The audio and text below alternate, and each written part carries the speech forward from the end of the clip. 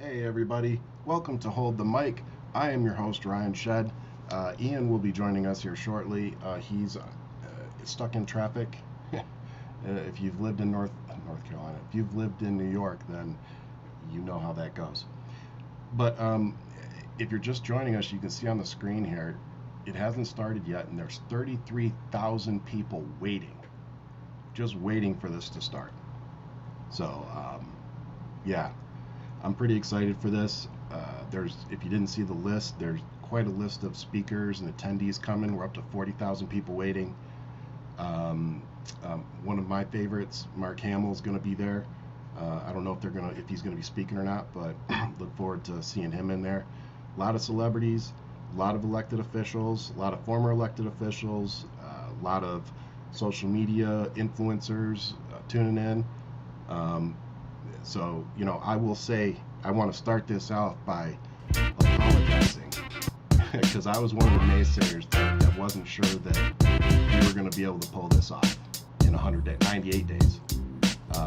That enough people were going to get behind Kamala Harris. And it is so exciting to see that I was wrong and to see how many people are getting behind her, the excitement, to see people excited again, to vote for a liberal, a Democrat, a woman, a black woman, an Indian woman. It's just like awesome. So here we go. Let's see what they have to say, and hopefully Ian will be joining us here shortly. And in the comment sections, if the volume isn't right, I can try to adjust it on my end for the video. They can hear you now, guys. Make sure you guys can hear. So sorry about that. The speakers and what's going on. But yeah, just seeing how many people are in here already watching.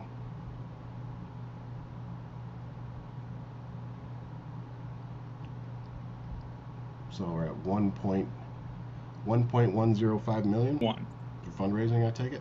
Hello. Welcome, everybody. Uh-oh. You are on the White Dudes for Harris Zoom call that we've been pushing out. I want to start by saying, just thank you so much for being here.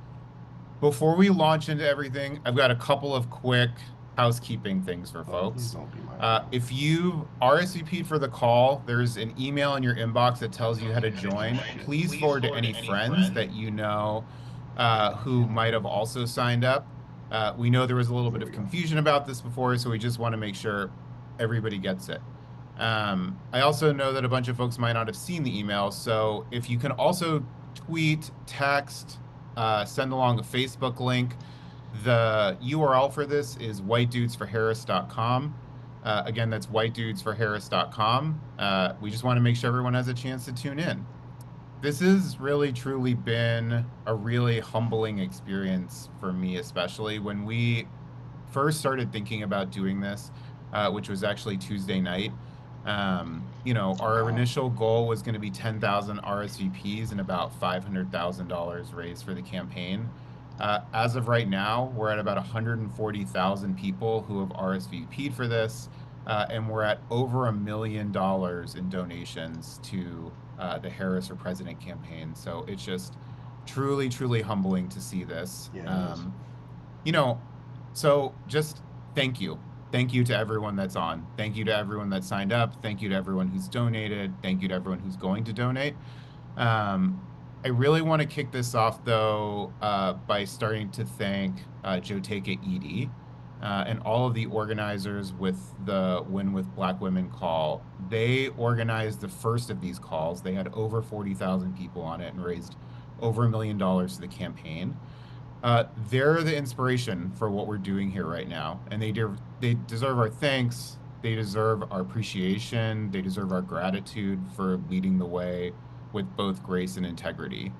And for those of you who don't know me, which I assume is actually most of you, my name is Ross Morales-Arquetto. I've been working in politics now for about 20 years. I'm originally hail from the great state of Texas, so shout out to everyone who's from Texas. I think my parents are actually watching with friends, so first I do want to say hi to mom and dad. Over the last few years, I've been thinking a lot about men. I've been thinking about the unique challenges that many of them face. I've been thinking about how those challenges often turn into violent or destructive behavior, either towards themselves or other people. But honestly, most of all, and most days, I think about a very close friend from my childhood who went down a really dark path that ultimately led to him committing suicide. And I think about his story a lot, how it should have turned out differently. And that's part of the reason why I care so deeply about this work. Um, you know, as we've been going around talking about this, I have a lot of questions from folks about why are we doing this? Why organize white dudes? And I'll start by really addressing the elephant in the room, which is a lot of people feel and felt uncomfortable about the call. And I think that's understandably so. Throughout American history, when white men have organized, it was often with pointy hats on. And so I think that discomfort, I think the skepticism is understandable. The reason that we are doing this is because We put we the just, link in the the comments, left guys. that has There's been several of seating them. white men to the MAGA right for way, way too long. WhiteDudesForHarris.com. Trump won over 60% of white men in both 2016 and 2020. And that's going to stop tonight because we know that the silent majority of white men aren't actually MAGA supporters. They're folks like you who just want a better life for their families. They want more economic security. They want better health care. They want better schools. There's a crisis of loneliness in this country, and many of us are the ones that feel the most lonely. Men represent 75% of all deaths of despair, like suicide and substance abuse. And, the way that our economy has changed over the years has left a lot of really hardworking folks who are trying to do right by their families behind. And that happens at the same time as the myths around America that we grew up with, that we as men are expected to be protectors and providers, are going out into an economy that doesn't really allow for that, especially for working class folks. And sort of like compounding on that, masculinity as a trope has been co-opted by the MAGA right into something that feeds into and exacerbates the loneliness epidemic, as well as the mental health crisis that many face that end up I leading hope to he's going really to get more destructive exciting behaviors. as this goes on. We aren't the only ones that are hurt by these things. Black and brown people, LGBTQIA plus people, especially trans women and indigenous people, and all sorts of other folks in our society who've been historically and often still today are marginalized and being hurt, demonized, and marginalized even further. So, these people are our friends, they're our neighbors, they're our partners, but even if they weren't, they're just like our fellow human beings. And that should be enough for every single one of us on this call. So we created this space to listen. We want to learn, be inspired, and then get engaged. Throughout the call, we'll be making a ton of asks, financial and volunteer. As I said at the top, all the proceeds from your donations will go straight to the Harris for President campaign. And if you look in the upper right-hand corner of your screen, you'll see a donate button. If you scroll down below the little window, you'll also see quick donate buttons. And together, we're all going to make sure that Vice President Harris is the first Black woman, the first South Asian woman, and the first woman president. She can win. She's ready. And she needs literally every single one of us to do our part to make that happen. So just being very clear, we need a lot of white dudes to sign up and knock on doors, be on calls like this. But tonight, right now, what we need for folks is to be able to give money. Look at those The link is in the bio. The link to donate is in the top right. You can also buy a hat, and you can give. You can give until it feels good, and then you should give until it hurts a little bit, and then keep giving until it feels good again. And with that sort of opener, I'm really, really honored to introduce our first speaker. What's up, Jeffrey? Someone who has been a friend and collaborator over the years. Someone for whom I have an immense amount of respect. He has so much integrity and strength of character. I'd like to introduce Maurice Mitchell, who's the director of the Working Families Party, to give us a little bit of a different perspective on why it's so important for us to be organizing. Maurice, kick it off. Thank you so much, Ross, and good evening. I'm Maurice Mitchell. I'm the National Director of the Working Families Party.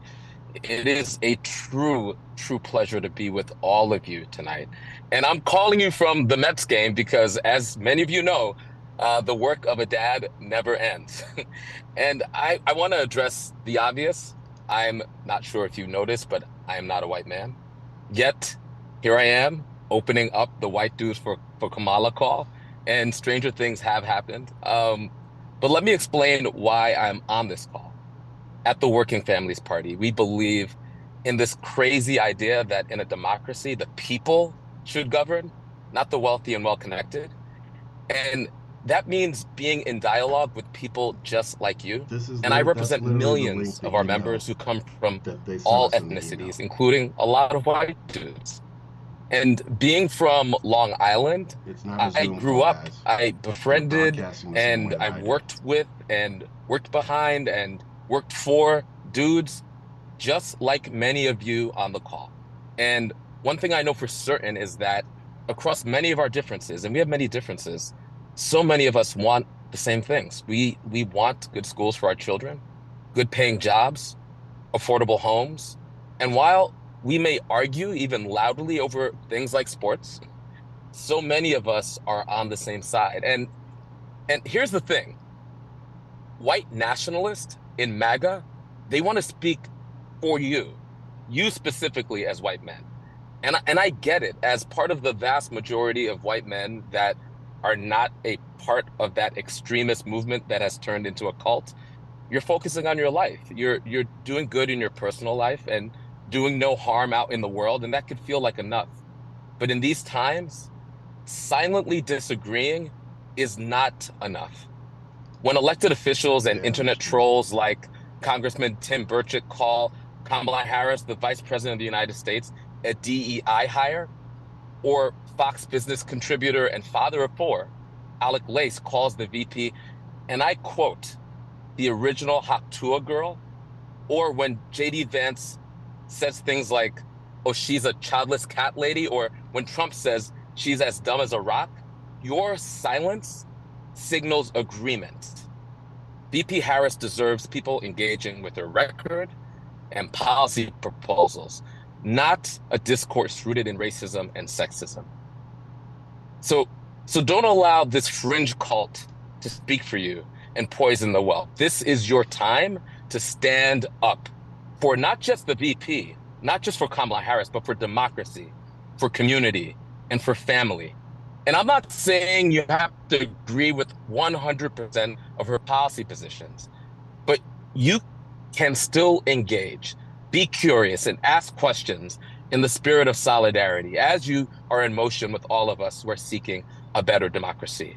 And not just solidarity for her, but solidarity for all the people who stand to lose if MAGA wins, and all the people who, with you, can build a fairer, more compassionate, more prosperous, more democratic country and world if VP Harris wins. Yes. I'm inviting you all to get in formation with the pro-democracy forces uniting against fascism and uniting across all differences, a coalition that includes Black men and women and LGBTQ folks and labor unions and people like me who want an arms embargo to stop the war in Gaza, and people like me who care deeply about public safety and police accountability, and people like others who want to protect reproductive rights, and everybody of good conscience in between. There's so many people, so many issues, so many identities coming together like never before. And now is your time. Joining this coalition is important for two reasons. One, on the other side is right-wing authoritarianism. It's Project 2025, a road for things like weaponizing the federal government against those who oppose this extremist agenda, stripping away workers' rights, reproductive rights, and voting rights. The second reason, white men are a massive part of the electorate. In a close election, a few percentage points can be the difference between having a democracy or not. Joe Biden won 32% of white men. What if we get that number to 35, to 40, or even more? When you remain silent, they win. One day, we all will be asked what we did to stop this MAGA movement? Yes, we will. What will your answer be? I know what mine will be. And I'm inviting you to join me and those like me in stopping this movement. So this is your time. This is your calling. Volunteer for the Harris campaign. Donate now. Let's get above of whatever the goal Thanks is. for joining us, everybody. Don't wait for the end of this call. Don't even wait for the end of my Make sure you remarks. donate. Donate now. Join the thousands of men on this call, If you the can. millions of people in this country who are already in formation, and the billions around the world who are fighting their own version of MAGA. Do it now. This is our time. Get involved, donate, volunteer. Thanks for the follow Over on the next Twitch, 100 days, LB4C. let's get to victory. Appreciate the follow. Thank you. So, Thank you, Mo. Shit, I'm feeling inspired. Are you feeling inspired? If you are, I encourage you to do what Mo said, which is slam the donate or volunteer button. We've already raised about $1 million since we've been on this call, which is absolutely crazy. Let's see if we can get to 1.5 we haven't million. even gotten to Mark Hamill yet. Let's do it as soon as we can. Up next, we have another speaker, and when we found out that this next dude was joining, our organizing team collectively all agree kind with of this. lost their minds. He's won or been nominated for Academy here's Mark Hamill. Golden Globe, Screen Actors Guild, BAFTA, Emmy Awards. But Right, guys. even if he never won anything, you'd still be excited as hell because you know him, you love him. The dude in chief, Jeff Bridges. Oh, Jeff Bridges. Oh, I think he's muted. Unmute my. Are you? There you Am go. I there? Yes, sir. I can't hear myself, but that's okay. We can hear you. Yes, Oh sir. yeah. Okay. Great. Okay. Good. So great to be here, Ross. I gotta laugh because I accepted the invitation. You know, I was brought to the party not so much as being white, and I certainly am, but because I'm a dude. You know. I love it. So a friend sent me this email today with your hat on there, and I said, "Oh, I gotta have one of those. I qualify, man. I'm white. I'm a dude, and I'm for Harris." Yes. So wonderful to be here, and I dug what you said, Maurice. That's really terrific. The fact that you're here, you're a black man here with us white guys. I had no idea that this whole thing that we're up to was based on what? Black women for Harris, right? Yeah, they started And it. so it kind of morphed into white dudes That's cool he for acknowledged that. Harris.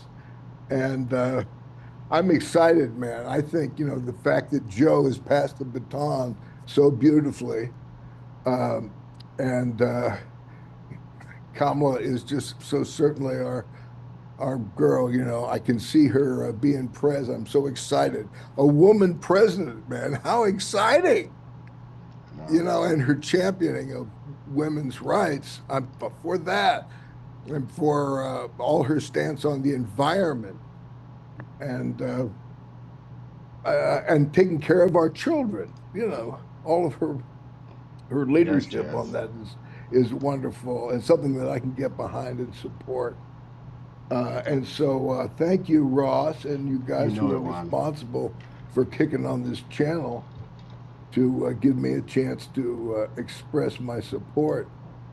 I'm really excited to be a part of this. And I don't, the word fight, there's 2 million guys. I watched Kamala's speech there, just before getting on the call. She ended, fight. God, I can't, that's the thing.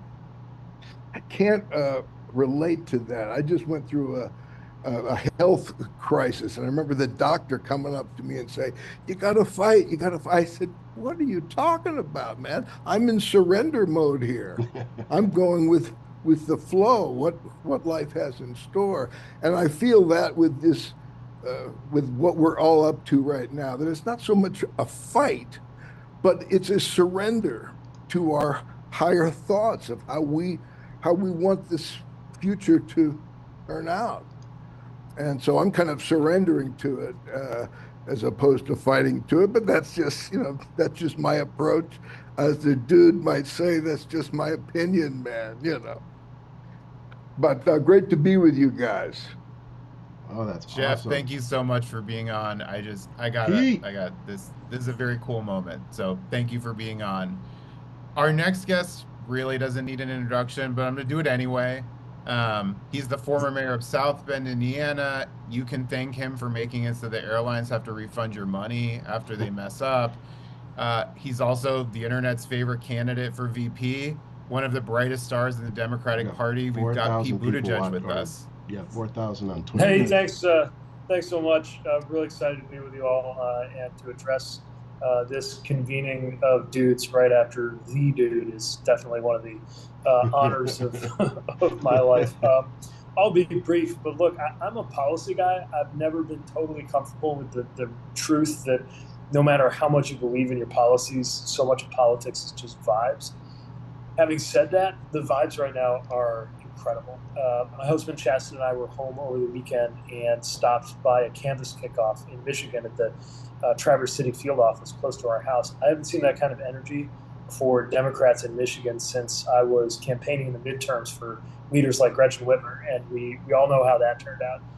The momentum is extraordinary, and we got so many great speakers tonight, and not a lot of time. So I really just want to stress one thing to all of you, and that is, as we work to keep up our energy and spread it to everybody we know, especially over the roller coaster of the next 100 days, there's a real chance right now, I think, to be driven not just by what we're up against, but by what we believe in and what we're for. Not just what we're trying to stop, which we all know how important that is, but by what we're working to sustain. Look, Donald Trump's unfitness for office is clear, and no one is better positioned to prosecute that case than Kamala Harris. Amen. And you can see that his campaign is flailing. He's reverting to his worst instincts. His choice of running mate in J.D. Vance is evidence that he's doubling down on the very worst of it, from the anti-woman rhetoric to this deep entanglement with Project 2025. But for all of that, what's really filling my sails right now, and what I think Kamala Harris is expressing so well right now, is the positive side of all this, a reminder of what we are for, namely freedom. I'm so glad she has made freedom the theme of her campaign, because I think in so many ways that's what's at stake. And yes, women's freedom is Exhibit A after Donald Trump demolished the right to choose. But of course, men are also more free in a country where we have a president who stands up for things like access to abortion care. Men are more free when the leader of the free world and the leader of this country supports access to birth control and to IVF. And certainly men like me and my husband are more free when we have a president who supports our freedom to get married to who we love. And it goes through issue after issue. Defending and building on the Affordable Care Act makes us more free, because more people are free from worrying that the next health crisis could destroy their entire livelihood. Doubling down on the climate wins and the Inflation Reduction Act, the most significant climate policy by any government in human history, means that our children will be more likely to be free from the worst effects of climate change. Common sense gun safety rules mean that they have a better chance of being free from fear of coming to harm at school, which is a hell of a lot more pro-freedom approach to supporting children than one that is based on banning books. We think about economics. The freedom to join a union is a big deal. The economic freedoms that come from having good infrastructure and getting good paying jobs building it, that matters a lot. And even more deeply, I think the work that we're collectively doing right now on having a better democracy should be powerfully motivating to freedom-loving Americans and to every part of our coalition, including the dudes on this call, including the proposed reforms to the Supreme Court that the President and Vice President unveiled today. These are things that remind me that we're not just trying to stop our democracy from being undermined, although we're definitely working to do that. We are working to make our union more perfect, but we're making it better. So to my way of thinking, it's less so that we are saving our democracy and more that we are building one. And that's what we're part of. And that's definitely something as a father that I'm excited about being able to tell my kids when they're old enough to ask Chastity and me what we did in this incredibly important, really decisive decade in American history. Yeah, I think that we came together to the make sure 3 that there million. was a good outcome, and supporting Kamala Harris is a huge, huge part of that. So thank you to everybody for being part of this. And I'm really excited for what we are going to deliver. Yes, the bad things we're going to stop, but more than that, the good things that we are going to propel in November and beyond. Thanks so much for the chance to join you guys. Thank you so Thank you, much. Pete. And I think that last point is really like the most salient sir, we one need is him. we're not just against shit. We're 5,000 for watching stuff on too. Twitter. It's amazing. As I'm saying that, I'm also seeing a note from Reid Hoffman, who is the founder of LinkedIn. He has just let us know that he's willing to match the next $50,000 that we get raised. This is extremely cool because he's actually already maxed out his contributions to the campaign, but he was so excited for this that he's going to contribute $50,000 to an organization that is exclusively working to elect the vice president. Nice. So keep going. He's going to match our contributions. And with that, we're going to introduce our next speaker, who I'm personally a huge fan of and have been for a while.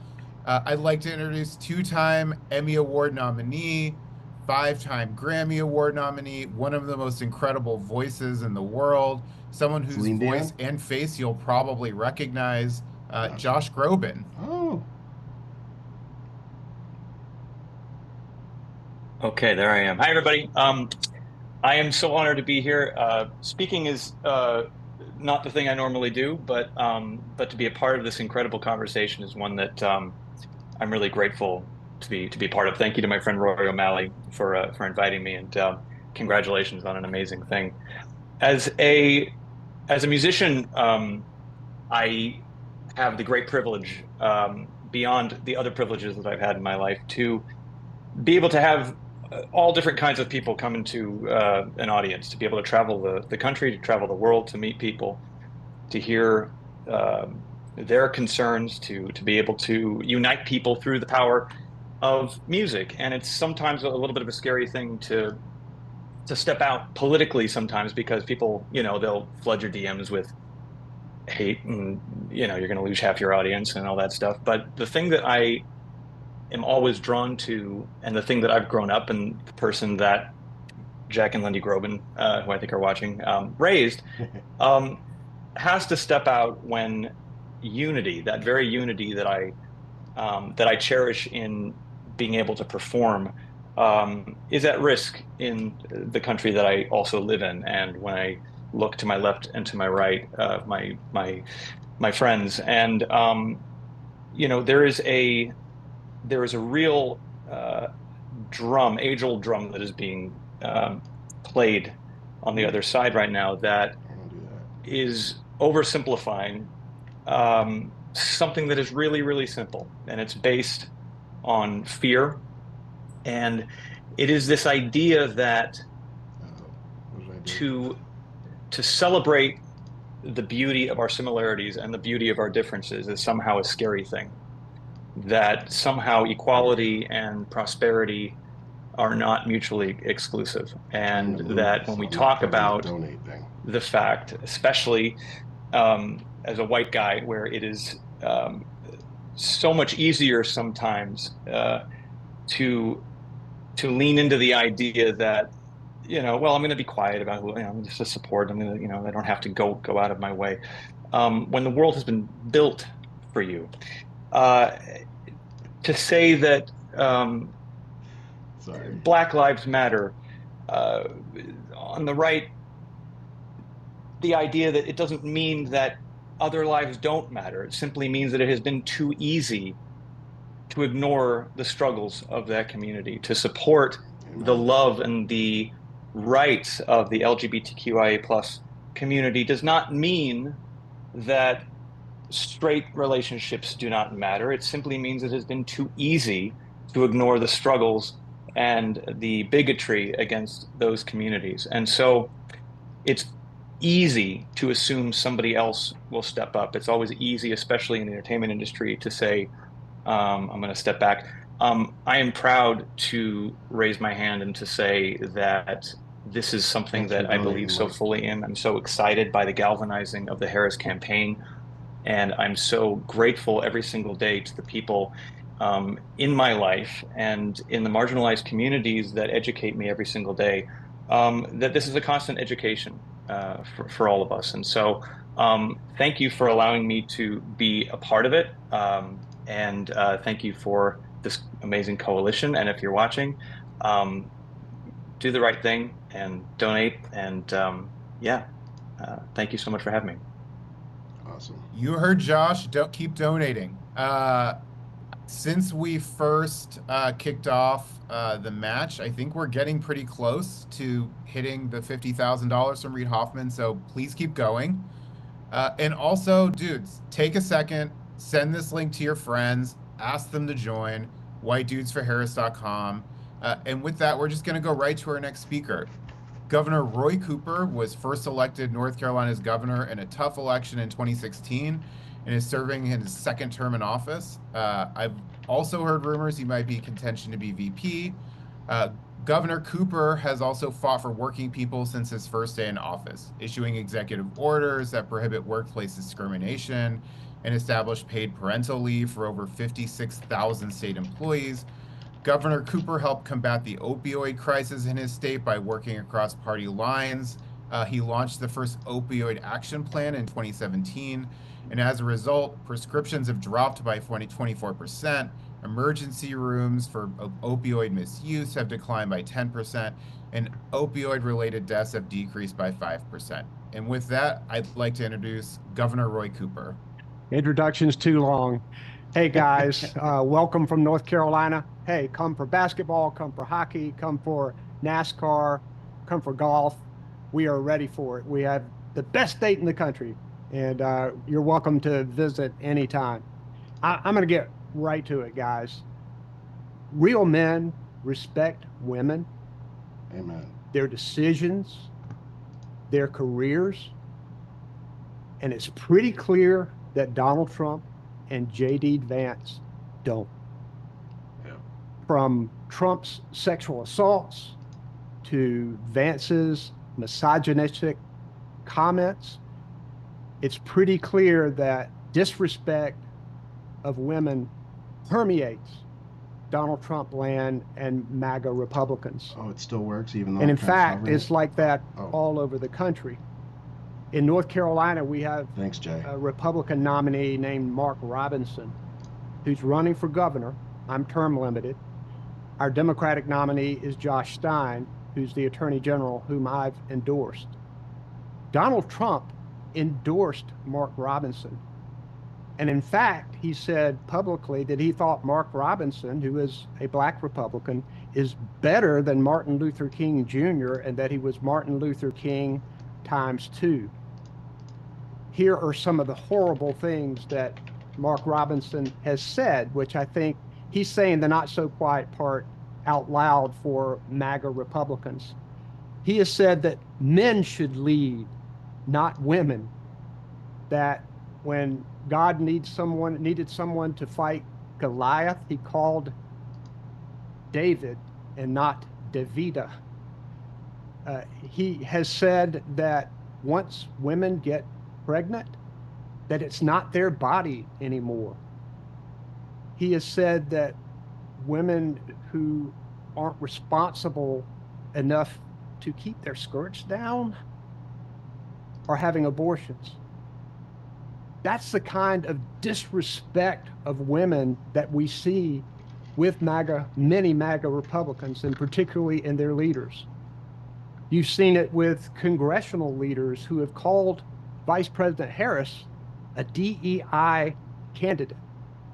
You're talking about a woman who was a great prosecutor, who got elected by the people of California to serve as the chief law enforcement officer and attorney general of the state, who got elected by the entire state of California to represent them in the United States Senate. Tell them. And who has been vice president of the United States for the last 3.5 years. Yes, sir. A DEI candidate?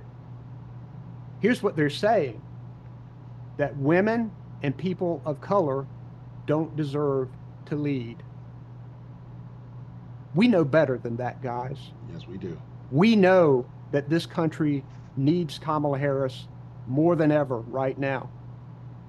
And we can hold the key.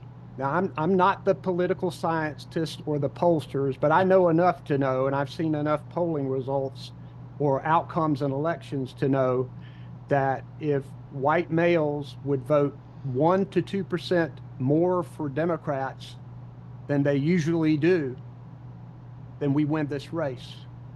We win Kamala Harris's race. We win Democratic races in North Carolina. So this is a call to action. Kamala Harris is a strong woman, but she's going to run this country in a way that she cares about the pocketbook issues. She's going to work for tax credits for children and for the middle class and not for billionaires. She's going to work to clean our environment. She's going to work to make sure that people have health care and quality education. That's the kind of person that we need. So here's what I tell you guys. Be unafraid to go and talk with your friends about the importance of this race, the importance of electing Kamala Harris as president, and the importance to our country. I know we all love our country, and now we can show it by getting to work. Thanks a lot. Keep giving, keep working. See you soon. Thank you, Governor Cooper. Oh, look who we got here. And, you know, we all need to do What's what up, he just baby? said, which is go out and talk to Welcome to our the friends, show. talk to our neighbors, talk to our family members. A really quick update. We're now at over $2.5 million raised so far on this call. And we just got a note saying we have another match in. Director and producer J.J. Abrams just told us that he's willing to give a $50,000 match. So let's go. Nice. Let's get that money in. Let's see if we can raise another $500,000 in the next 30 minutes. We've Let's got go, y'all. 7,000 people watching on And Twitter now, right now. for our next You guys guest, are awesome. we have an incredible actor, somebody who understands what it means to be in the West Make Wing sure you guys hit that because subscribe he was button. actually in the West Wing. And whether or not they admit it, he's also a person who's inspired hundreds of folks to go into politics. I know that because personally, I'm not ashamed to say that I'm one of them. Of course, I'm talking about Bradley Whitford, from Handmaid's Tale and Transparent to Billy Madison. This guy only knows how to play iconic roles. But of course, to us, his most iconic role is his Emmy Award-winning role as Deputy Chief of Staff Josh Lyman in The West Wing.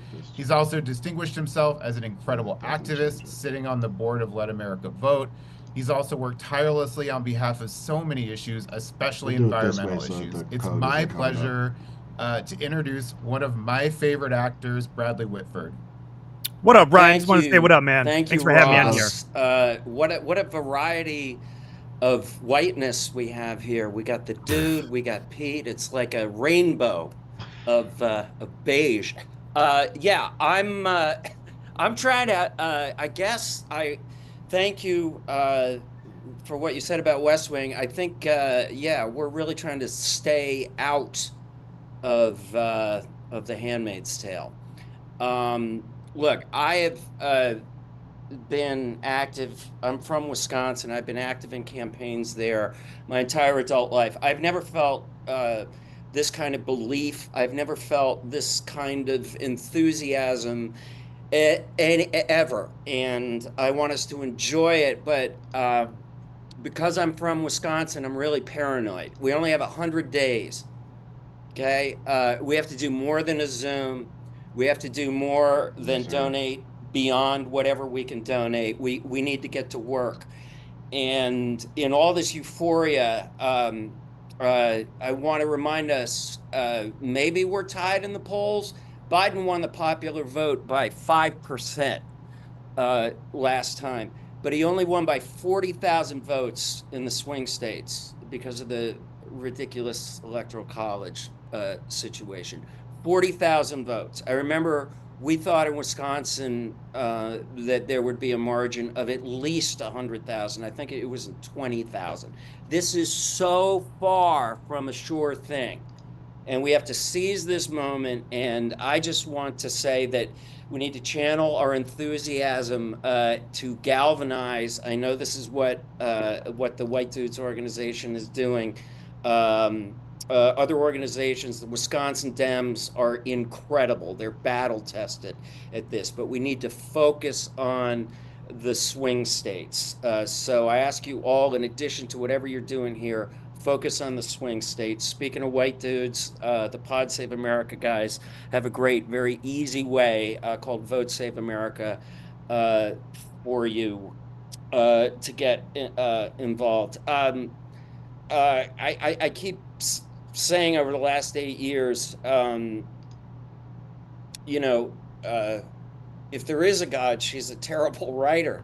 I mean, I have not been able to, if I walked into the West Wing writer's room and said, okay, this is going to be our Republican John, candidate, so, a felon, I put the an link in there adjudicated to rapist, the main YouTube if you don't want to hear this. let alone, with the tan and the hair, it would have been seen, as condescending.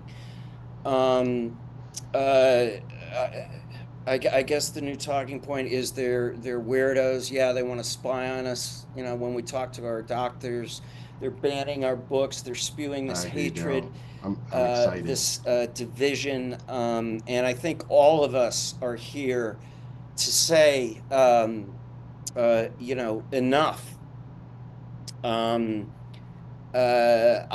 want to accentuate the fact that we need to keep a woman's right to make her own decisions about her body out front. Yeah. I think, as Mayor Pete was saying, it is the most effective spear on the overall message that I love that the Kamala campaign is putting out there, that Democrats are the party of freedom. Republicans, for no reason, have had that for a long time. The Democrats are the party of freedom. We are the party of reproductive freedom, economic freedom, the freedom from fear that our children are going to be shot in schools, and the fundamental freedom to continue to live on a planet that is going to be inhabitable for generations to come.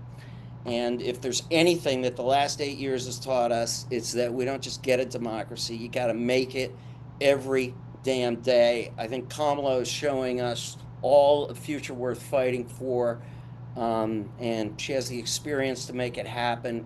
Again, we have the perfect candidate at the perfect moment. So please give whatever you can. Let's give her the campaign that our future deserves. Thanks. Thank you so much, Bradley. Yeah, All right, that. up next, we have Mayor Mitch Landrieu. He Pete served as Buttigieg the would be mayor of good, New Orleans from 2010 to personally. 2018. He previously served as lieutenant governor of Louisiana from 2004 to 2010. He worked in the Biden administration, where he advised the president as a senior advisor for infrastructure, It's a helping to watch craft show. and implement the Build Like, Back what Better part of and that do you other guys not get? initiatives. Mayor Landrieu is also the co-chair of the Harris for President campaign. All right, Mr. Mayor, take it away. You guys, thank you so much, and it's great to be with all of you. Thank you for letting me share a bit with you. I won't repeat the policy matters that Mayor Pete talked about or Governor Roy, but let me just say a couple things. I'm from Louisiana. I'm from the Deep South. What we have been witnessing with Trump and Trumpism is really the manifestation of a couple of ideas that have been with us since the beginning of our country, which reared its head during the Civil War and over the course of history has percolated, but it never made its way into the United States Capitol until the date of the insurrection, nor did it make its way into the White House, where it had the power of the presidency behind us. I think all of you know now, as you listen to the words that are being spoken by Donald Trump, those words are a manifestation of what I think is the root of the poisonous tree. It's a complete rejection of really what America was about, essentially. So when when Burchett says that Vice President is a DEI hire, or Tommy Tuberville, who actually, the senator from Alabama, who couldn't find Alabama on a map, says that she's not qualified. Essentially, what they're saying is a burden that women have been carrying, African Americans have been carrying, anybody who doesn't fit the main narrative have been carrying, which is that really some of us are created more equal than others, and that some of us don't get to enjoy the rights and the responsibilities or the burdens of others. And yet, there's been another strain in America that has fought against that. You hear the idea that the arc of the moral universe is bent towards justice, but somebody's got to bend it, and it's getting bent the wrong way.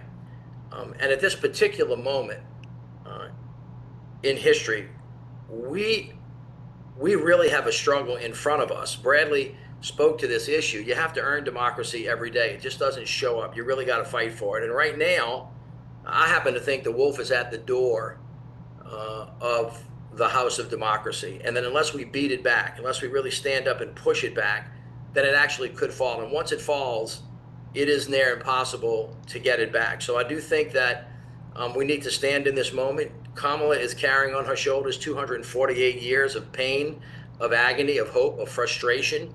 And no matter how high she jumps, no matter how many degrees she has, no matter how good her grades are, she's never good enough because they're always moving the line. And I think in that idea, she holds the heart of so many people who have been left out.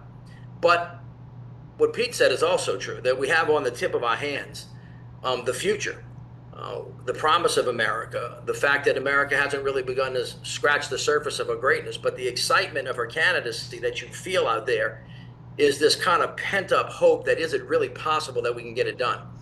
And the answer is yes. However, we got to show up. And I would just say this to the white men of America. This idea somehow that when other people get, we lose, that when some people benefit, we just get left behind, that is absolutely not true. I have 5 kids, 2 daughters. My brother and sisters and I, the 9 of us, have 38 kids, and there are 19 of them are young women. Some of them are married, some of them are not. Some of them have kids, some of them don't. Each and every one of them has an incredible future, and the better they do, the fact of the matter is, the better all of us do. This idea that out of many we are one really does work. It's a richer, deeper, more wonderful way to live, but you got to stand up for it. And the truth of the matter is, as Roy Cooper was saying, politically and numerically, if white guys would just show up, if we would stand up and be counted, if we would talk about what it really means to be a great partner and a man, which is to protect and to help and to lift up and to not push down, all of us are going to be better for it. And I think that you will see the vice president speaking to this very forcefully as she speaks about an economy that's going to work for everybody, as she speaks about democracy, but as has been said, when she speaks about freedom, because freedom is for everybody. Freedom is for hope. Freedom is for aspiration. And as I have said, the thing that I am so excited about, and I have had the chance to work with her, I know her, I love her, she's tough, she's smart, she's capable, she's ready to go. But more importantly, the future that she sees for us, for all of us, is so compelling that it should get everybody up off of their feet, because nothing less is going to matter. And I'll end with Bradley, who is drawing down for us where it really matters, whether you call it fight or whether you call it submission, or the thing is, you have to go out and vote. This election is going to be won in 7 swing states. It's going to be won on the margins. It's going to be won when a coalition comes together who believes that when we do things together, we're better. And white men have to show up. If we show up to the tune of 1 or 2 or 3 more percentage points, that democracy that's in our reach will be ours for the taking. So I thank all of you for what you are about to do, but we really have to get at it. You have 100 days. And every one of those days is going to matter. So God bless you all, and thanks for getting in the fight.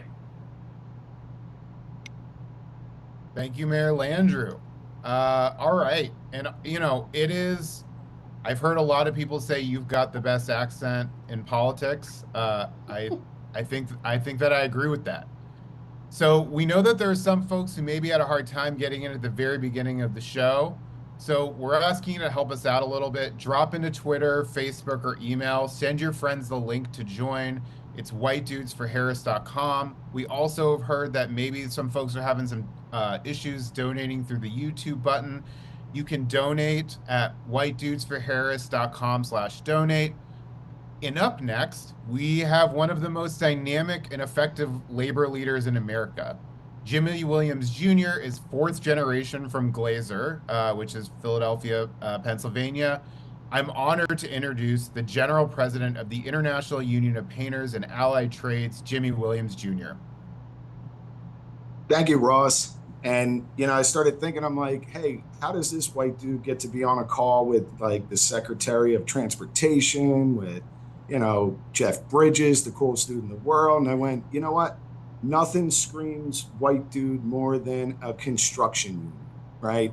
And nothing screams white middle-class working America more than a construction union. And I'm proud to represent the labor movement here tonight, and I'm proud to represent what is the true only place for working people to advance in this economy, in an economy that works for real working people, as opposed to the alternative that's being presented with Project 2025 and the Trump lies around how to organize working people. The American labor movement knows how to organize working people, and that's what we do. And we're proud to be united to support Vice President Harris in what is absolutely the most important election of our lifetime. Look, President Biden was great for the American labor movement, probably the greatest president of my lifetime. And I'm 46 years old, and I'm lucky to say that I'm the youngest president of a labor union in the building trades. I'm proud to say that. But man, I am scared to death of what the future could look like if we go back to another Trump administration, one that truly left working construction white men behind, but yet had a way to organize people around hate and around division. And you know what we are hearing from Vice President Harris is a true plan to move forward. And she stood by President Biden as he passed some of the most landmark legislation to help working white dudes in this country. The American Rescue Plan, which bowed out hundreds of thousands of workers' pension plans, white dudes' pension plans. The bipartisan infrastructure bill that's creating hundreds of thousands of construction jobs for white dudes, passed by this administration. And that's just a scratch of the surface that we can do as a country. That's what's on the ballot. And we cannot sit by quietly like we did in 2016 as white working men in this economy. We have to do more than just donate money. We have to do more than just show up on a Zoom call. We have to talk to our neighbors. We have to talk to our brothers and sisters. We have to speak truth to power. And we have to build this moment because we can do it. When we stay organized and when we keep our eye on the ball, we can make a difference in working people's lives. That's why the American labor movement is united behind Vice President Harris. That's why we have 100 days to continue to knock on doors, to talk to our brothers and sisters. Look, the American labor movement is the most popular it's ever been. 77% of workers under the age of 30 want to join a labor union. That's the first time in my lifetime that labor unions have been this popular. And I can guarantee you this much. The only candidate on the ballot that supports the American labor movement is Vice President Harris. And we cannot allow for division around race and misogyny and xenophobia to be the thing that sets us backwards. We have to be united. As a proud Pennsylvanian, I get to cast my vote in a swing state, and I cannot wait to cast my vote for the first female president of the United States, Vice President Kamala Harris. Thank you. Thank you so much, Jimmy. That was awesome. Thank you. I've had a chance to check with our folks, and we just wanted to let you know that so far we've had over 65,000 people participate in this call, and we've raised over $2.8 million, which means that we're halfway to the $500,000 that I was hoping we'd be able to raise in 30 minutes. So let's keep the momentum going. Now's a great time to keep supporting the campaign. On your screen, there's options to give $10, $25, $50, even $100. If you want to max out and you can, that's great too. Every dollar you donate goes directly to the Harris campaign. Our next guest knows a little something about fundraising. Governor JB Pritzker, the 43rd governor of Illinois, has also selflessly given to many causes, and is the chair of the DNC convention, which is going to be in Chicago super shortly. So it's my honor now to introduce Governor JB Pritzker of Illinois. Thanks so much, Josh. And I got to be honest that when I'm invited to an event with a name like White Dudes for Harris, it doesn't usually sound like something I would join, but this is a terrific cause. And Ryan, I'll keep my remarks short. I know that we have a lot of speakers. And afterward, of course, there's another Zoom that I invite you all to called Couches Against Trump, better known as CATS. I'm excited to join this call with incredible colleagues like Governor Roy Cooper and Governor Tim Walz, and of course, my friend, Secretary Pete Buttigieg, and with Mark Hamill and Jeff Bridges and Mark Ruffalo. Everyone on this call is doing an incredible amount of work in their states for the Democratic Party, for the campaign, and I thank you all for doing that. All of us are here tonight because we know how hard we're going to need to work for the next 99 days to make sure that Kamala Harris is the next president of the United States. And if we're going to win in November, we need to remember that this is bigger than just, well, one group. Frankly, it's a fight for fundamental democratic values, American values, that form the very fabric of this country. Values like standing up for workers' rights and climate action, raising the minimum wage to a living wage, universal health care, personal freedoms, and so much more. Now, I've had the pleasure of working with Vice President Harris since she took office, since I took office. Her strength, her skills, her character is clear from the moment that you meet her and get to know her. And her unwavering commitment to the working families of the United States and the most vulnerable of our country proves that she'll be a leader to move us forward. Let's be clear about who Donald Trump and JD Vance are. Donald Trump is a 34-time convicted felon, an adjudicated rapist, and a congenital liar. He's a fraud. And JD Vance is his mini-me. I even created my own cognitive test that describes the two of them: sofa, dolphin, shark, cats, convict. Now, these are two men who are fundamentally unfit for the Oval Office, and the harm that they would do to this country would be irreversible. Trump brags about his role in overturning Roe v. Wade and ending abortion rights. And not to be outdone, JD Vance opposes exceptions for rape and incest victims. And he seems completely unwilling to couch his disdain for women.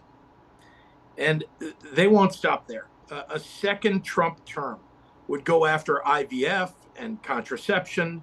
It would monitor women and their pregnancies. That's what they've promised to do.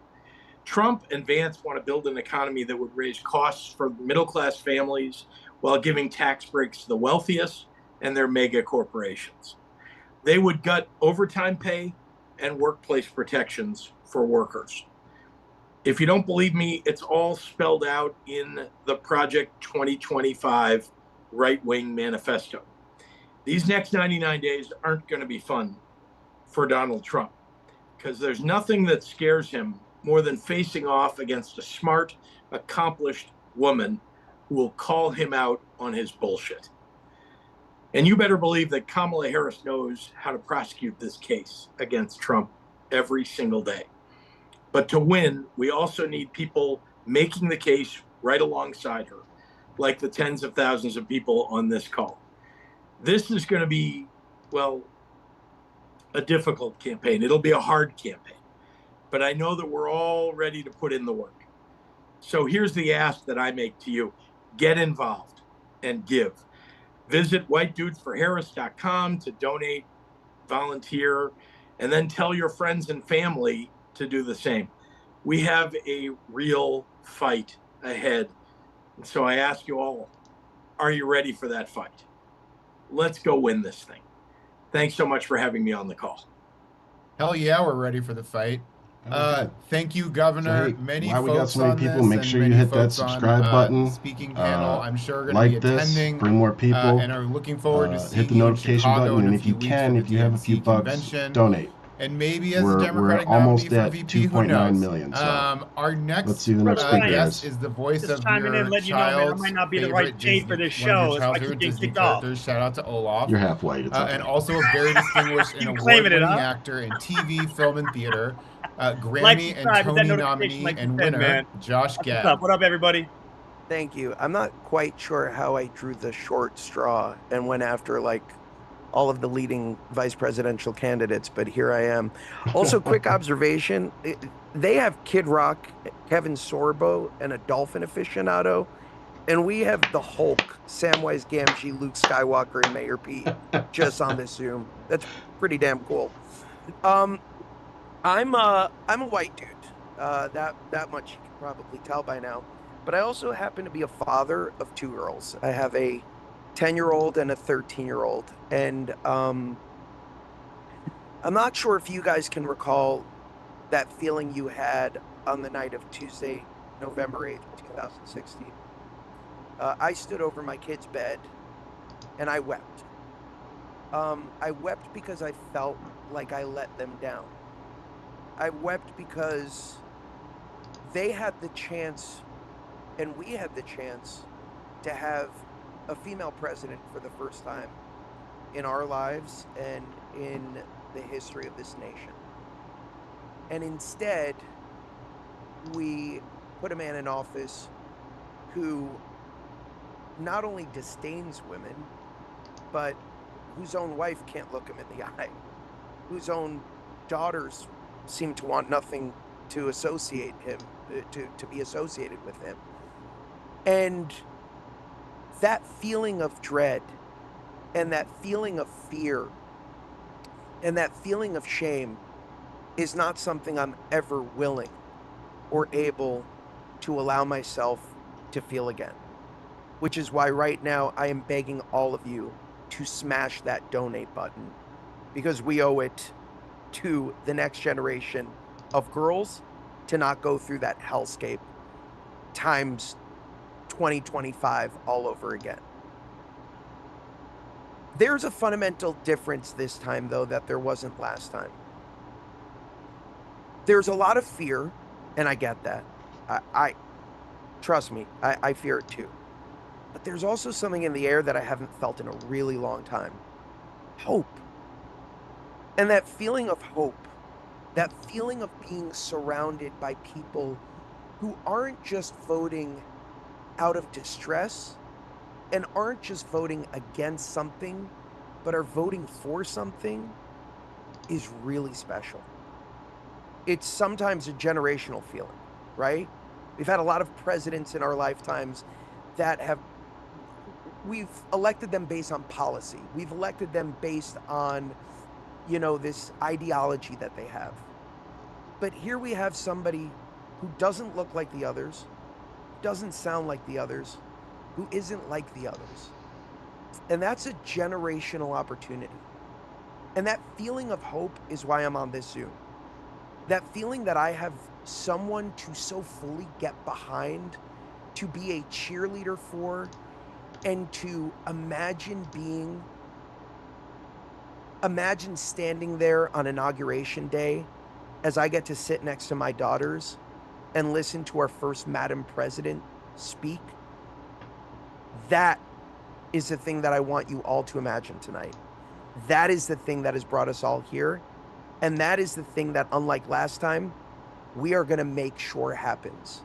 Even if it means we have to volunteer for the next 99 days, I will be there alongside of you guys, making calls, knocking on doors, banging on that glass ceiling until the damn thing shatters once and for all. Love you guys. Let's do this. Fuck yeah, Josh. I like Thank him. you. That was good. That was awesome. What do you think, Ian? Do what Josh said and smash that donate button. If you've already given, Not hard to be smash on it the right again. side of, If you've history, already man. given twice, Josh is Yeah. dope. you're more than welcome to true. smash it a third time. Our next guest has been all over the news, and folks everywhere have fallen in love with his story, record, and Well, hope style, you guys are enjoying this, especially his guys. awesome hats. We have Minnesota Governor Tim Walz, who's presided over a historic nice. progressive agenda in Minnesota, the highest-ranking retired enlisted soldier ever to serve in Congress. He was also a coach and a teacher. Please join me in welcoming David Hogg's very favorite cool. politician, Governor Tim Walz. Let's see what he has to say. Well, thanks, Ross. Thanks for having me on. The anti-Tommy Tuberville, I guess. So it's good to see you. Mitch Landrieu, good to see you. Any place you're at, I'm here. JB Pritzker and this whole group. Following Josh Gad, I am now complete, Josh. This was it. I'm going to echo that message, though, that message of hope. My oldest daughter's name is Hope. And that's because my wife and I spent 7 years trying to get pregnant, needed fertility treatments, things like IVF, things that they would ban. And so once again, I keep talking about this idea. You're right. These guys are the anti-freedoms. I grew up in a small town, 400 people, 24 kids in the class, 12 cousins. And I hear J.D. Vance trying to talk about what a small town is. There's one golden rule in a small town. Those of you who are from a small town, mind your own damn business. We don't need it. I don't know who's asking for this crazy stuff that they're pushing. Who's asking to ban birth control? Who's asking to raise the price of insulin? I'm a Legion Club member, and none of the dudes there are asking to cut veterans benefits like Project 2025 does. So look, that's not where folks are at. I represented a rural district. Donald Trump won it by 15 points in 2016 when I won. Those are folks that want a fair shot. We need to point out to this. The reason rural America hurts is because robber barons like these guys have come in there. These are the guys that take money out of our public schools for private schools to give vouchers to people already going to private school. They undermine the basic social safety net that makes this country great. So when I hear you on here, I heard Josh talking about hope. That is exactly right. That's what we need. And then coupled with that, because my wife reminds me of this, she said hope is the most powerful word in the universe, but it's not a damn plan. We need a plan to win, and that's what you guys are doing. That's what smashing that button does. That's what's calling. And again, this is preaching to the choir, but the choir needs to sing. The choir needs to sing. This is our moment. This is not just transformational for one election. This is transformational for several generations. But here's the thing that I take responsibility for. We're not in this alone. The rest of the world needs us to be here. These guys throwing our NATO allies under the bus, the idea that they don't care what happens in the rest of the world, not addressing climate change that's going to impact communities that are less fortunate than anyone else. Those are the things it has to do. We have communities that are going to pay the price because we don't address it. Here's the great news. How often in 100 days do you get to change the trajectory of the world? How often in 100 days do you get to do something that's going to impact generations to come? And how often in the world do you make that bastard wake up afterwards and know that a black woman kicked his ass and sent him on the road? I love and this you guy. know that's something that guy's going to have to live with for the rest of his life. So I got to tell all of you, please, please do what you can. Please talk. Look, I got Florida Man as a brother. We all got him in our families. But these are our neighbors and our relatives. And at heart, they're good people. They're not mean-spirited. They're not small. They're not petty like they hear on stage. They're angry. They're confused. They're frustrated. They feel like they got left behind sometimes. But we can get out there, reach out, make the case. And for one thing, don't ever shy away from our progressive values. One person's socialism is another person's neighborliness. Just do the damn work. So I got to tell you, when I see this, it lifts me up. I'm inspired. I see it. Again, anti-Tommy Tuberville, this is the first day of football. We're all in this. We're all undefeated. We got an opportunity on this. I want to be standing in that day in November when we're playing for the big one, and I'll take us. And again, keep hammering on these guys. This idea of calling them out for who they are, shrink them. Is he a danger to society? Yes. Is he a danger to women's health? Yes. Is he a danger to world peace? Yes. But don't give him more credit than he needs. He's just a strange, weird dude, as we've been saying. Pick that in the pace, pick up the work, do the work, donate, call, talk to your neighbors. Let's win this thing. No regrets at the end of this. Thanks, folks. That's 3 Thank million. you, Governor. Oh, I see why everybody's so little excited over an about hour. you. That was hard. That was that was amazing. That was freaking while amazing. the governor was speaking, I was checking If every in with Democrat folks, talked like and that, they're holy telling me crap. that we've had over 123,000 people who have without tuned the in cussing. so far, and we have managed to raise, and we've now hit $3 Van million Manny's for the campaign. So let's keep it going. Let's get that up to That was 3.5 million. Our next guest is truly one of the funniest folks I've seen. Paul Scheer is an actor, an author that starred in Veep, The League, one of my favorite shows, and Knuckles. He's also an outspoken advocate for democratic causes and one of the hosts of How Did This Get Made, which has won awards for its celebration of real bad movies. Please welcome Paul Scheer. Hey everybody, I am so excited to be on this JD Vance fundraiser. Sorry, what? Oh, sorry, that in an hour. Sorry, I'm doing that in an hour. No, I am so happy that we are all here tonight because we have taken the first step to being involved in this campaign. We showed up. We found the website, we clicked on it at the right time, and most importantly, we made time for something bigger than ourselves. I agree. And over these next few weeks, we need to continue to show up. And I think it's easier to do that when we're actually fired up. We all know what we're fighting against. But tonight, I want to focus on what and who we are fighting for. Because when we know what we're fighting for, we can speak to it. And that has the ability to move people. And that's what we have to do in this campaign. We need to make sure that everyone we know is voting, and we have to tell them who we are voting for. So let me tell you why I am fighting for Kamala. In short, I am voting for a fighter.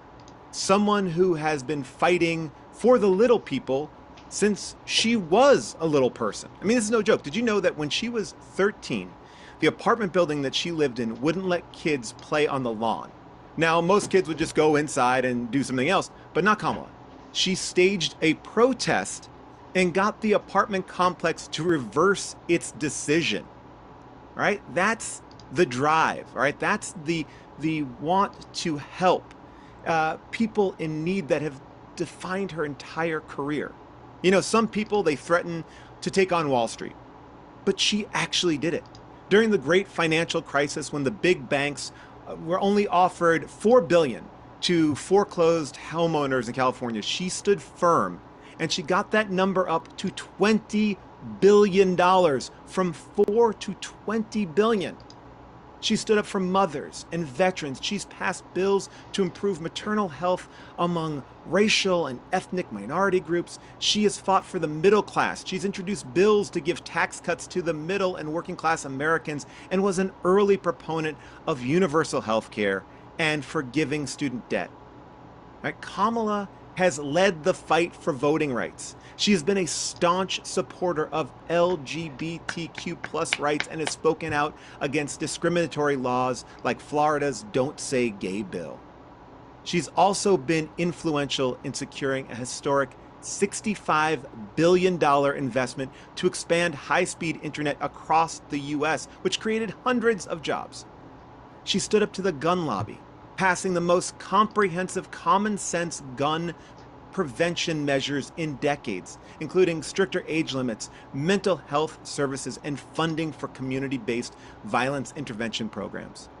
Kamala consistently stands up early and often as new issues arise, and she's always there to greet them, whether it's help regulating artificial intelligence or fighting for the environment. She was one of the early co-sponsors of the Green New Deal. And more recently, she just got a $3 billion pledge from the U.S. to the Green Climate Fund. She's also the first vice president who's ever visited a Planned Parenthood. No VP or president has ever done that. And she has been continually vocal in her trust for women to make decisions about their own bodies and not have the government tell them what to do. Time and time again, she has taken on tough issues, the ones that don't have an easy fix. But she has shown up, she has listened, and she has leaned in and continued to implement change, all while adjusting her tactics to achieve success as new information comes to light. She is the type of person that gives me something to fight for. And if the past is any indication of the future, this is the type of president America needs, who will fight and get historic reform. This will move us into the future, and that's why I am with Kamala. And I hope tonight inspires you to stay involved, to stay fired up, and keep telling her story and talking to each other about why people need to vote and who they are voting for. So mash that button, and I have to get ready for my speech about couches. Thank you so much. Thank you, Paul. I That think was you win awesome. the award for best background so far tonight. Yeah, that was great. Our next guest had the most bills enacted into law by U.S. Senator during a single congressional session in over 40 years. He's also one of the most effective senators around bipartisanship. He might make a great VP. I'd like to introduce Senator Gary Peters of the great state of Michigan. Oh, nice. Uh-oh. Well, thank you so much. This is just amazing to be on this call with all these folks, all these dudes supporting my friend Kamala Harris. I had the privilege of actually being Kamala's seatmate in the Senate. We got to know each other very well. I consider her a friend, and of course, she's a woman of amazing integrity and passion. But before I talk a little bit about that, I just want to take a moment once again just to thank Joe Biden for what he did in passing the torch, and how much we appreciate that. And can you just imagine a president of the United States who puts the country before himself? That is amazing. And it is a clear difference from the guy who wants to be back in the White House, which is why we have to win. The thing that I really appreciate, though, most about Joe Biden was that he was pro-labor. We heard from Jimmy Williams earlier. He's the most pro-union president ever. To me, that's incredibly important, especially from the state of Michigan. Union is incredibly important in my state. People are passionate about the ability to join one. And it's personal to me. My father was a union member. My father-in-law was in the UAW. My mother was a union steward for the SEIU union, and she organized her workplace. She was a nurse's aide, a person who you may be familiar with nurses' aides. They're overworked, they're underpaid, they're underappreciated. But she knew that the only way that she would get ahead was by joining a union. They collectively got together and made that happen.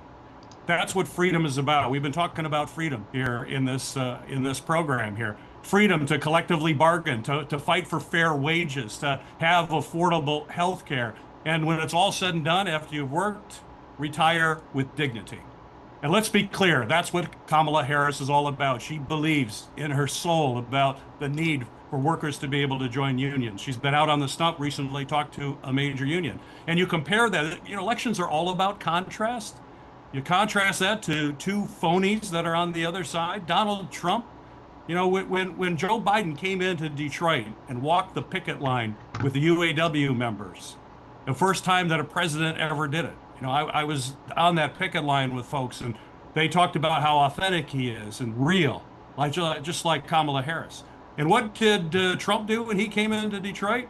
He had a rally that he said was pro-union, and he did it in a non-union shop. There were no union members there.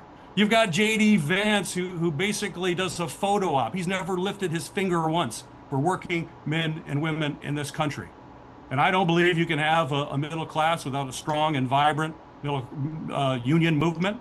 That's who is in our heart and soul as Democrats, and that's what we're going to continue to fight for. It's going to be a key part of this coalition, and I know Kamala is going to fight to make that a reality. But I just have one last thought. It's about JD Vance in particular, about how he thinks about women. And we all love the women in our lives, whether it's our mothers, our sisters, our wives, our daughters, and we worship our loved ones. But what does JD Vance think about women? I just want to leave one idea. Think about this. When he is strongly pro-life. He does not believe that women should have the reproductive freedom necessary for their proper care. And he does not believe that there should be any exceptions for rape or incest. And he was asked in particular about rape. Then what did he think? If a woman was raped, was she raped? And she had to carry that baby, what did he think about it?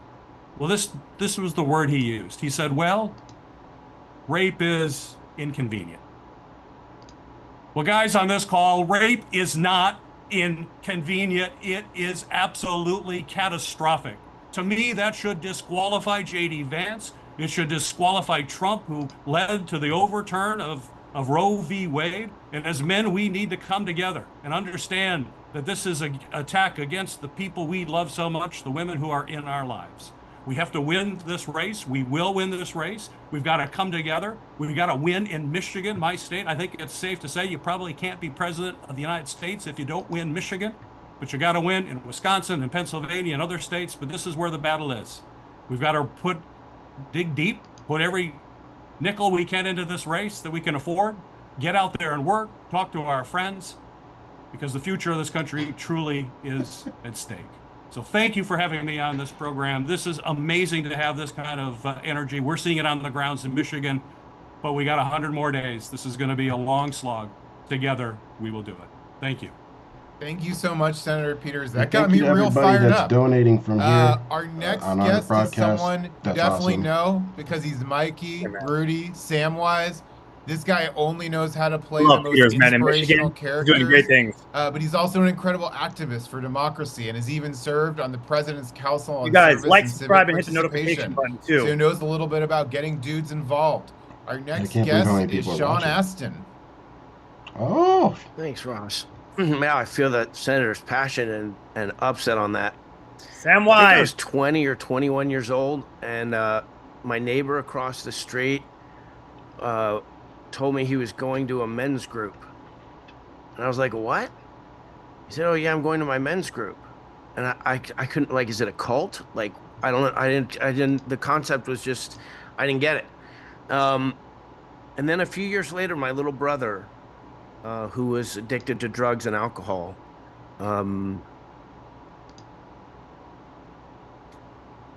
called and agreed to accept help. And so we found a good program for him to go through. He did it, 90 days. It was awesome. But like families feel when someone goes through that, there's uncertainty about whether or not they'll relapse, about what's going to happen with their life, you know? And after about, I don't know, 2 or 3 years of him regularly coming, he had moved back to be with my dad on the East Coast, but regularly coming back, and you'd kind of be like, oh, do you have work? Like, what's going on? He was always coming back to be with his men's group. I think they had more than white men in that group. So, but the idea that men can gather to talk about how we feel, interesting, powerful concept. And to include all, we said in our invitation, everyone is welcome. That's a really interesting phrase. Everyone is welcome. You might hear it in other places. I'm pretty sure you can feel that it's true here with this particular political party and this particular candidate. My mother was president of the Screen Actors Guild. I've been married for 34 years, 32 years, 34 years with my wife, Christine. We have 3 beautiful daughters. To me, there's reverence, absolute reverence for women, because mostly I probably wouldn't survive if I didn't, because I barely have a vote with my beautiful women in my life. When I think about smashing the donation button, I think of honoring them. I think of honoring their life and their experience, which I've learned things about women watching my daughters grow up that nobody warned me about. I thought the dad's job was supposed to help prepare them for, college and their love relationships. I didn't know that it was dangerous for women to just walk down the street. I didn't know that they would, I just didn't understand the kinds of things that affected them. in the ways that they do. And as a father, that you just want to protect. You just want to protect them. You want to help them. Lifting up a qualified, tested, proven woman into the presidency so that all girls for all time can know that that's possible, that our country, get the placemat out when you're with a kindergartner and you're looking at the placemat of the presidents. Not one woman. And the other side, they try and take everything that's good about us and demean it. Kamala Harris smiles. She laughs. She dances. She has joy. She's alive. And they try and ridicule her for that. And they try and undermine us for that. This is a serious person who can prosecute a tough case against people when she's in the Senate. Those are some of the most exciting moments during that awful time, was watching this senator take them to task. Kavanaugh and some of those other people that I watched her fully prepared for her moments. So exquisite with her use of language. Such seriousness of purpose that she has. Full package. I'm a leader of my union. I was a delegate and gave a keynote speech 2 weeks ago at the California Labor Federation. What the governor was saying, or the two governors and the senator were saying about Kamala Harris being a part of the labor movement. These people were 750 labor union leaders in California blew the roof off the place talking about Joe Biden and Kamala Harris. $40 billion bailout of a retirement fund for the Teamsters. All these things, they had the receipts. The UAW president, Sean Fain, the Teamster, or the flight attendant, labor president, Sarah Nelson. These people were talking about the Democratic Party and these Democratic leaders in terms that were just so inspiring. So I just want to say like two last things. I have been so proud to be a volunteer. I don't know how many people, when you're watching this, if you're watching back, have ever actually volunteered. You're looking at the strongest, toughest professionals, and by toughest, I mean the quality of their minds, these professional politicians that are here. I don't know how many of you watching understand the professional world of politics, but what I interfaced was as a volunteer. Show up at the place in the mall and get on the phone and start making the calls. I actually got to canvass with Dolores Huerta. If you don't know who Dolores Huerta is, she was co-founder of the United Farm Workers Movement.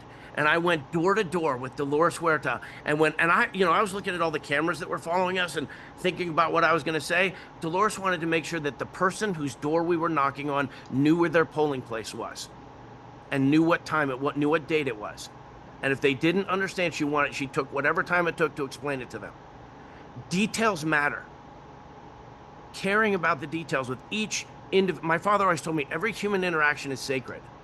So I'm committed that today what I did, I'm a very busy guy. I'm finishing my master's. That's another thing.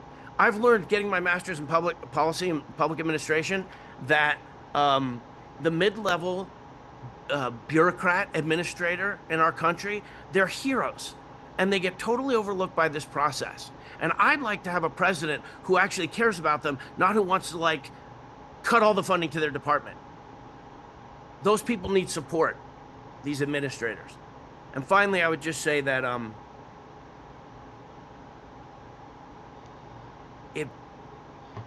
you said it, Ross, at the beginning. You talked about loneliness. You talked about loneliness, the loneliness crisis in America. I go and I give speeches on mental health all over the country. And what all the mental health professionals that I've been talking to for the last 3 years are saying is it was anxiety as the number one thing, and now it's loneliness. When you're volunteering on a presidential campaign, there's actually such community and such deceptive loneliness. Because you spend a full day knocking on doors and you go home and you sit at home and all of a sudden you think, what was that expenditure of energy? What did it mean? Who knows about it? Who cares? Every single person who will be positively impacted by the policies that get passed because you put in the effort when maybe no one else noticed it. That's who cares. And you may never see them. That's it for now. Wow. Thank you so much, Sean. That was really, really powerful. I love the idea of thinking about who we're honoring when we donate to Vice President Harris, and I thank you for that really, really deeply personal story. Our next guest knows a lot about tough elections and taking on Donald Trump. We have Congressman Adam Schiff here, who has represented California's 30th district since 2001. During the Trump years, Congressman Schiff was the lead impeachment managers on Trump's first impeachment, and he's running to be the next senator from California. Please welcome Congressman Adam Schiff. Ross, thanks so much. Great to be with all you dudes, and it is just wonderful to see the incredible excitement just over the last week and a half, this outpouring of enthusiasm and sudden interest in engaging and getting involved is really going to carry the day for us in November. And so I'm just thrilled to join you, and please go ahead, interrupt my speaking, press that button, take time to press that button, smash that button, contribute, make sure you do your part, as we're all trying to do, to make sure that Kamala Harris is successful in November. I just want to take a moment to share a few thoughts on what's at stake here. All of us on this Zoom grew up in the post-World War II period when we saw around the world new democracies being born. We saw walls coming down. We saw freedoms expand at home and abroad. We saw the ability to freely associate with whom we would, practice our faith, love whom we would love. And we came to believe that this was somehow inexorable, like a law of gravity, that the world was ever democratizing, ever becoming more progressive and liberal, only to discover, much to our shock, that there's nothing inevitable, nothing inexorable about this. And in fact, that every generation, as it would turn out, has to struggle to preserve democracy.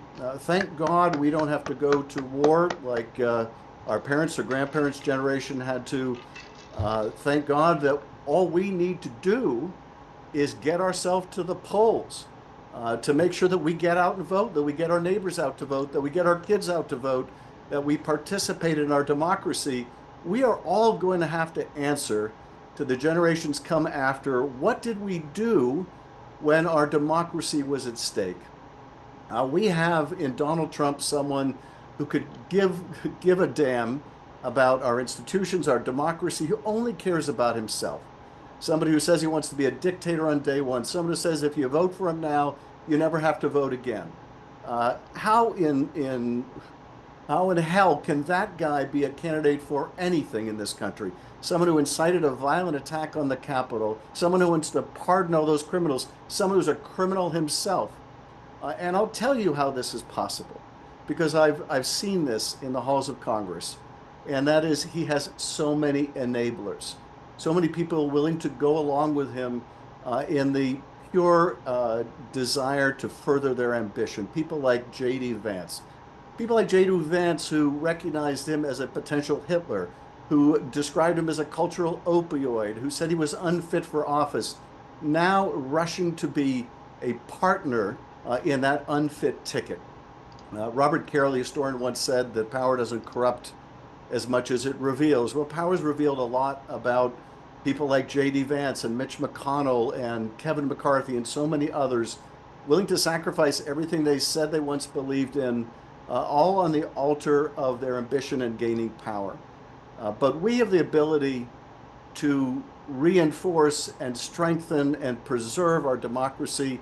We have the ability to make an incredible woman the President of the United States. We have the ability to restore reproductive freedom. We have the ability to reform the Supreme Court. All of this we can do. All of this we can do within less than 4 months. Hit that button again. Take a moment, hit that button again. We have less than 4 months. And here's the thing. These have been heavy times. These have been difficult times, I think, on all of us. And you've heard so many of the prior speakers talk about all the challenges that we've been through in this country. But we are going to get through this. This too shall pass. We are an incredibly resilient country. We have beautiful, patriotic people in every state of the union. This too shall pass. The only question is, does this pass in less than 4 months? Or does it take more than 4 years? And the answer to that question will be decided by all of us, and our neighbors and our fellow Americans will decide that question. And it is wonderful to see now the engagement, the excitement, the hope for the future, and what we can do to preserve our planet, to provide safety for our kids in their classrooms for gun violence, what we can do to restore reproductive freedom and continue to grow our freedoms and help grow democracy around the world, help Ukraine and other allies defend themselves against those who use military force to remake the map of their region. This is all in our hands. And I'm so grateful to all of you for turning out tonight. I'm so grateful for all you're doing now, your generosity, for your willingness to volunteer and get involved. We are going to get through this. We are going to get through this. And thank you for your part in making that happen. Thanks, dudes. And a special shout out to Jeff Bridges. As you can tell, I'm a fan of the Big Lebowski here. And Jeff, I thought your comments really tied the whole conversation together. Have a great night, everybody. Thank you so much, Congressman. And I'm excited to, in the not too distant future, possibly call you Senator. Really quick, I just want to give a shout out to one of our other congressional friends, Congressman Jamie Raskin, who we're really excited to work with over the next 100 days. Thank you so much for joining us tonight. I also just got another note. So longtime investor Ron Conaway is going to be matching the next $10,000 that we raise. So please keep donating. We're at over $3.2 million raised, but things have slowed down a little bit. So we need you to keep it going. So keep smashing that donate button. I'm also seeing that we've sold 4,700 White Dudes for Harris hats for the 47th president. So loving that. Keep buying those hats. Buy them for friends and family. Our next guest is a Golden Globe and Emmy award-winning actor, director, entrepreneur, who's probably ever entertained you at every stage of your life in iconic movies like A River Runs Through It, Angels in the Outfield, 10 Things I Hate About You, Looper, Inception, Don John, to name just a select few. We'd love to welcome Joseph Gordon-Levitt. Thanks, everybody. Thanks so much. I'm honored to follow Mr. Schiff. Adam, you're a hero. So I want to talk for a little bit about business. I've mostly earned my living as an entertainer, but I've also run a company. My dad ran a small business successfully for 30-something years. His dad was a successful businessman who started when he was 12 years old, working in South Central LA during the Depression. 12 years old, keeping the books for his dad's business. So business kind of runs in my blood. And I think that's why it stands out to me when I hear people say this thing. You've probably heard people saying this. They say, yeah, I don't like Trump. I know he's a bad guy, but he's a businessman. And times are hard, and I have to look out for my family, and we need a president who can be good for the economy, who's a businessman. And it's understandable, money is short in this country for a lot of people. So I can see how people get there, but I want to talk about this. First of all, I'm not so sure Trump has been a good businessman. I mean, he likes to say that he's a self-made man, but he's lying. He inherited a ton of money from his dad, and when you start out with that much initial capital, it's a little bit like shooting fish in a barrel. But even if he were a successful businessman, I think there are pretty much two different types of successful business people in this world. There are the honest business people who have an honest, goodness, valuable product or good or service that they can bring to the world. and they treat their employees well. They treat their investors and their vendors and their customers well. And in turn, they are treated well and they do well as a businessman or business person. An honest business person. That's the kind of business person my dad was. And it's the kind that I strive to be. There's another type of successful businessman or business person. And that's the con man. And I know there are also con women too, but if we're really honest, in this white dudes group, most of the biggest, baddest cons in the world are guys. So let's just say con man for short, right? A con man is different than an honest businessman.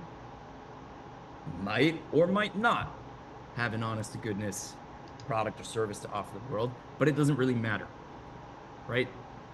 He's charismatic, he's good at lying, he's good at getting people on his side, his customers, his employees, his vendors, his investors, and he doesn't really give a shit about them. And as soon as he needs to, he's ready to screw them over as long as he ends up with the money. That's a con man. It's not exactly the kind of man you want to be, but it is one way to be successful in business. So ask yourself, let's just say Donald Trump is a successful businessman, which I don't think he is. Is it because he's been an honest businessman? Or is it because he's a con man? I think that's really, really obvious. This guy is a con man, of course he is. He's consistently screwed over, look at his past business careers, consistently screwed over his customers, his tenants, his employees. Look at his past presidency, where his signature program was cutting taxes for rich people. Con man. Now, there are some folks who then say, yeah, but that's just it, right? We need that kind of aggressive, brutal businessman on our side because he's going to screw over all those other countries and that'll be good for us. But it's not true. It's not what would happen. It's not what happened so far. It's not how a con man operates. If you think that he's going to look out for middle class, working class, ordinary American people, I'm sorry, but that's just not how it ever goes with guys like this. He'll screw over everybody, just like every con man does. And if he's going to help anybody, it's going to be guys like him, rich and powerful people, helping them get more rich and powerful. It's just not going to actually add up to helping ordinary Americans with whatever money troubles they're having. So you can hear me right now? This is why we need a president who can prosecute con men like this. This is why we need Kamala Harris for our president. And this is why I am supporting her. So here's what I would like you to do. Besides, as everyone has reminded us, and it's so important to hit that donate button, because that's some tangible difference you can make right now. But in addition to that, find one friend of yours.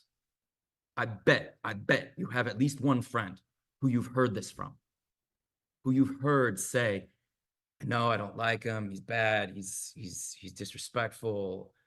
He says bad things, but he's a businessman. Have a conversation with them.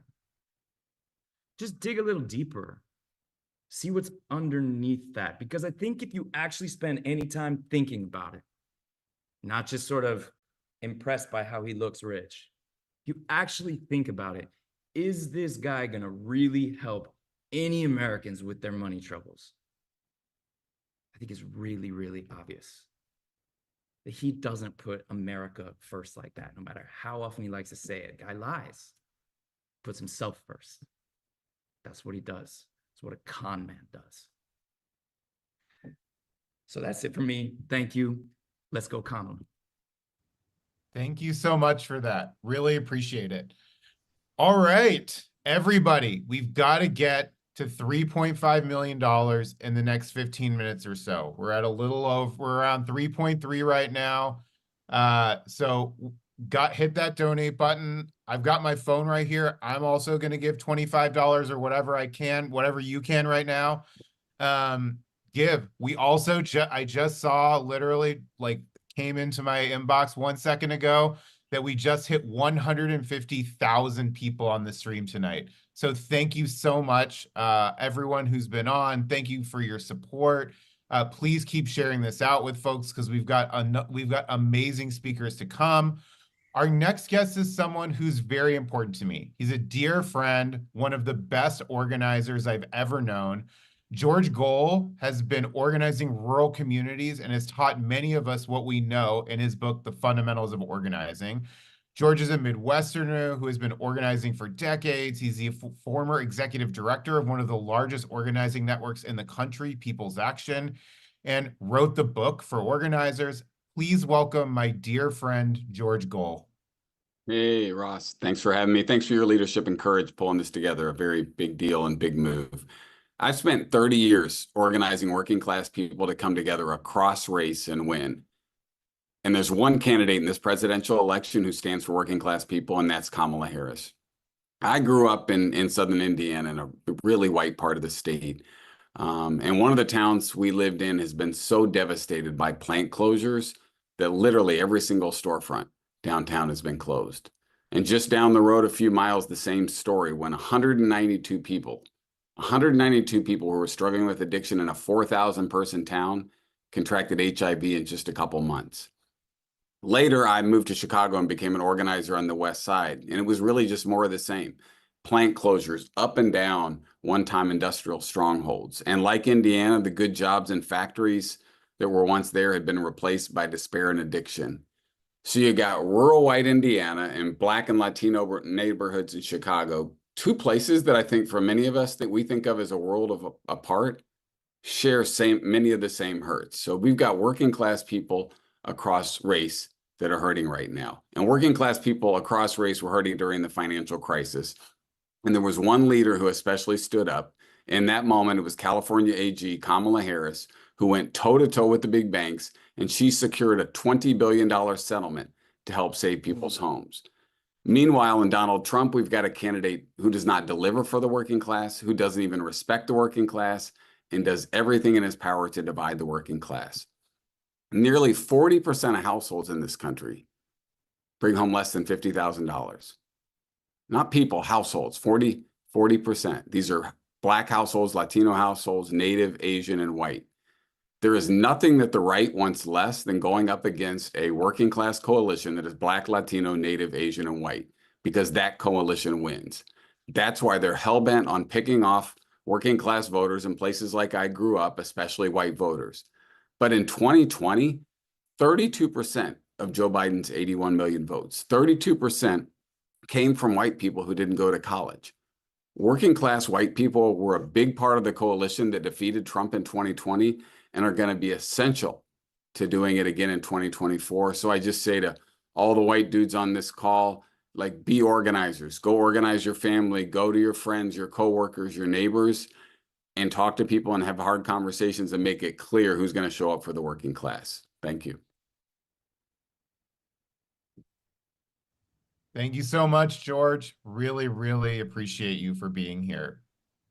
Our next speaker is a legendary legislator who has left a historic mark on Congress over his 42-year career as a representative. Congressman Steny Hoyer is the most senior member of the House Democratic Caucus, representing Maryland's 5th Congressional District, and it is my honor to welcome the former House Majority Leader, Steny Hoyer, to speak. Hi, Ross. Thank you so much for including me. This has been so inspirational for me to hear all these people talking about why this election is so important. And, I'm going to call this White Dudes for America. And therefore, they are white dudes for Kamala. Because Kamala supports this country, its Constitution, its Declaration, its principles, and its promise. And that's why we all need to get together and support Kamala Harris for America, and for American people. Last week, Vice President Harris shared her vision for, and I quote, a future where every person has the opportunity not to just get by, but to get ahead. And that's what she stands for, and that's why we're for her. She needs our help, however, to deliver on that vision. We need to sign up, to volunteer, as so many people on this call have already said, whether it's making telephone calls, knocking on doors, talking to your neighbors, doing postcards to your friends, whatever that is for you, feeling effective on behalf of Kamala, which of course is being effective on behalf of America and its principles that we talked about. You can contribute by going to whitedudesforharris.com. And by the way, Ross, I've been listening to everybody, and I listen to those folks who are going to donate $50,000 and match others who contributed. Well, I'm going to match one of those 50,000s because it's for our country, not just for Kamala. Kamala is a way we make our country's values real and to keep them in place. This is a historic moment that testifies to the strength of American democracy and to our unity and determination to protect that democracy. So critical to my 3 children, my 3 grandchildren, my 4 great-grandchildren, my wife's 10 grandchildren. That's what this election is about. Joe Biden is absolutely correct when he says this election is about the soul and of America and the character of America, led by, or we're opposing a person who has neither soul nor character. It is crucial that we stand behind Vice President Kamala Harris in that effort. Whether as a prosecutor, California State Attorney General, United States Senator, or Vice President of the United States, she has shown herself to be of somebody of character for the people. And she has, with Joe Biden, not just promised things for the people, an agenda for the people, a vision for the people. She has delivered for the people at a time of great crisis in their lives and their families and their jobs caused by the pandemic. She and Joe Biden stepped up to give help where it was needed. She, along with Joe Biden, didn't promise, as the previous president did, that they were going to deliver infrastructure dollars, investment for the people every week, every month, every year. Never did they do it. Joe Biden and Kamala Harris delivered an agenda that is creating millions of jobs over the next decade. And then they delivered on science and chips so that we would be competitive in the 21st century and have the kind of assets that we need to create an economy that gives people a quality of life that they want. She's a staunch defender of our democracy and our values as Americans. One of the most important values the Republicans talk a lot about, but don't deliver, and that is freedom. As a matter of fact, freedom to Republicans is what they want you to do. Freedom for Democrats is what you, the people, want to do. I'm confident that she will lead us to the triumph over a Republican candidate determined to undermining our democracy at every turn. As so many on this call have said, who better to beat a convicted felon than a former prosecutor? Who better to campaign against a man whose only major policy accomplishment was cutting taxes for the wealthiest in America than someone who has spent the past 4 years, as I've just said, investing in America and investing in Americans and their families? Who better to counter a voice of division, demagoguery, and discord than a voice who speaks for unity, civility, and truth? That's why my friend Kamala Harris has my strong endorsement and the strong endorsement of every Democrat in the Congress of the United States, as far as I can tell, and why I urge all of us to support her as well in supporting our country, its values, its Constitution, its Declaration of Independence, and opposing someone who led a treasonous effort to overthrow the government of the United States of America. Kamala Harris has helped carry the torch for these past three and a half, 4 years. Now, Ross, it's time for us to help her carry it across the finish line in November. Joe Biden has inspired us all, and Kamala Harris has fired us up. If we all do our part, I have no doubt that in 99 days, Ross, we will celebrate a victory, not just for Kamala Harris, but a victory for America, a victory for Americans, and a very real way, a victory for our global community. Thank you for allowing me to participate. I've been inspired. Thank you so much, Congressman. And I just got to say, thank you so much for that generous match. You guys heard it. Congressman Hoyer is in for $50,000. We got to get that match. So please go click that donate button.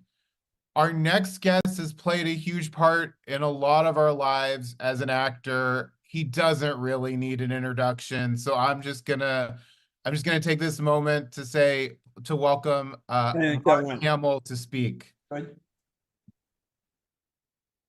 Oh, okay. Well, listen, I'm here for one reason, and that is the Biden-Harris administration was the most successful legislative administration first since LBJ in 2 years. Now, in 3.5 years, the most legislatively successful administration since Franklin Delano Roosevelt. They always say this is the most important election of our lifetime. I've heard that, since I first voted in the 70s, but never has it been more true. When I think one thing about Trump is he tells you what he's going to do. He takes credit for getting rid of Roe v. Wade and said everybody wanted to get rid of Roe v. Wade. So when I meet people, I'm a working actor. I think more recently, I'm much more like a professional selfie taker. I take selfies all the time in the airports, in the supermarkets, on the streets, always selfies. And I ask them, you don't have to tell me who you're going to vote for. Are you registered? That's the most important thing. I saw a statistic, it was on the internet, so take it with a grain of salt, that 40 million registered Democrats didn't vote in 2020, which is astonishing. I tell people, go to iwillvote.com. It's very simple. You can go to their website. You can find out where your polling place is. You can get access to mail-in ballots, but you've got to vote. You've got to vote. And I'm going to keep my remarks short because I've agreed with pretty much everything that has been said in the last couple of hours, but it's just so important. It's what I tell people is you don't have to read all 900 pages, but Google Project 2025. It's more terrifying than anything that Edgar Allan Poe or Stephen King ever wrote. The idea of firing 50,000 civil servants and putting in loyalists who, the prerequisite is you have to believe that the 2020 election was stolen. It's just unthinkable that they're so forthcoming with what they want to do. Get rid of the Department of Education completely. They're going to try and remake what we know as democracy into an autocracy. It's no surprise that he idolizes Viktor Orban and the dictators of the world. That's what he yearns to be. Again, he said it out loud that he wants to be a dictator from day one. So never has it been more important for us to stand up to his mental illness and vote for Kamala in 2024. So talk to your friends, find out if they're registered. tell your friends to ask their friends, and so on, like a chain letter, to make sure they know how easy it is to make their voices heard. I don't see the donate button on my screen, but as soon as I get off this call, I'm going to go and donate. When I signed up for the call, I also looked for a donate button. Or maybe I'm just, I'm technically challenged, but I'll get my daughter to help me out with that. So I wish you all the best. Thank you for having me. And let us get out there and make sure that Kamala is our next president. Thank you. Thank you so much, Mark. And that he was is God's great. gift, man. He is God's gift. Love Yeah, Mark Hamill. It was such an honor to have you. That was what most of us Our were here next for. guest is an incredible author, academic, podcaster. Scott Galloway is a professor of marketing at the NYU Stern What do you School think, guys? of Tell us in the Business. comments. He's an What do you think so far? entrepreneur. His podcast, blog, and YouTube channels are some of the biggest on the internet, reaching millions. I personally listen to a few of his podcasts. Please welcome author, entrepreneur, and internet celebrity Scott Galloway. Thanks very much, Ross. My name is Scott Galloway. I teach at NYU. I consider myself a man, and I think my job is to provide and protect, and the way that manifests in this age is to ensure that Vice President Harris is in the White House. I'll touch on three things. First is the economy. I don't think the Democrats have done a great job messaging around the economy. Here's the data. Since 2020, real GDP growth across the G7 has averaged 3.5%. Germany and the UK laggards less than 2%. Real GDP growth since 2020 in the United States has been 8.5%. It has been double what the average GDP growth across the G7 would say. Well, the economy is running hot. That must mean there's terrible inflation. Our inflation is the lowest across the G7. So let me get this. The Goldilocks chocolate and peanut butter combination of the strongest growth with the lowest inflation. What is the result of that? 15.4 million new jobs created in 3.5 years. More jobs than have been created in any 8-year tenure of any presidency. Fun fact, China has shed $6 trillion in market capitalization in the last 5 years. The S&P in the United States has doubled. There are 195 nations, 194 of them all wish they were the United States. The Biden-Harris administration has put on a master class in how to pull off the strongest economy in the world. The best investment in modern history is the investment the Biden-Harris administration have made in Ukraine.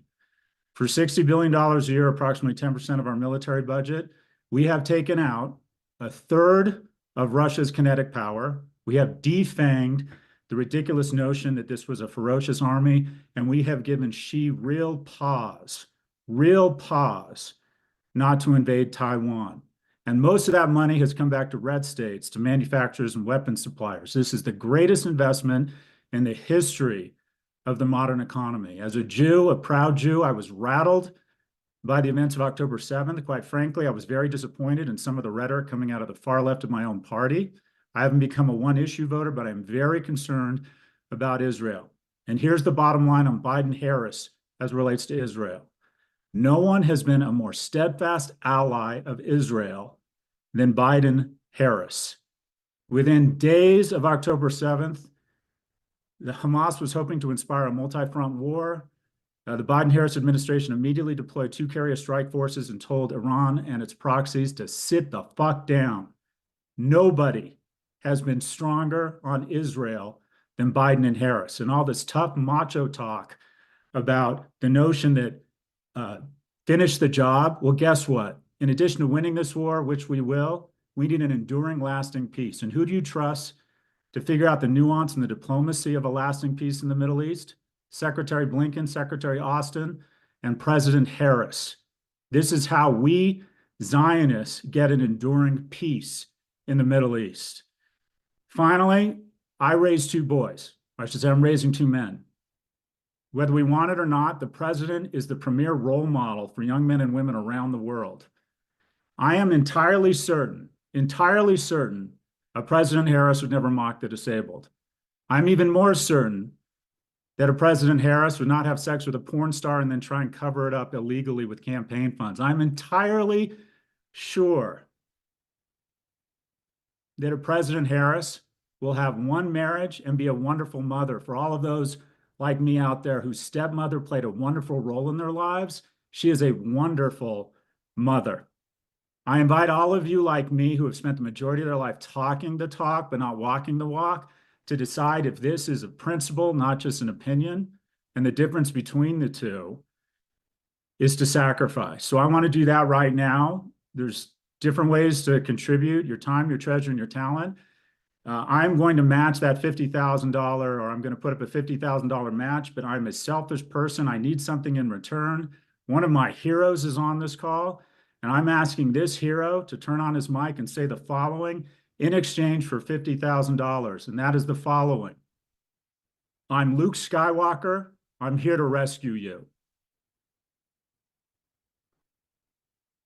I'm waiting, Mark. I'm waiting. Can someone unmute Mark?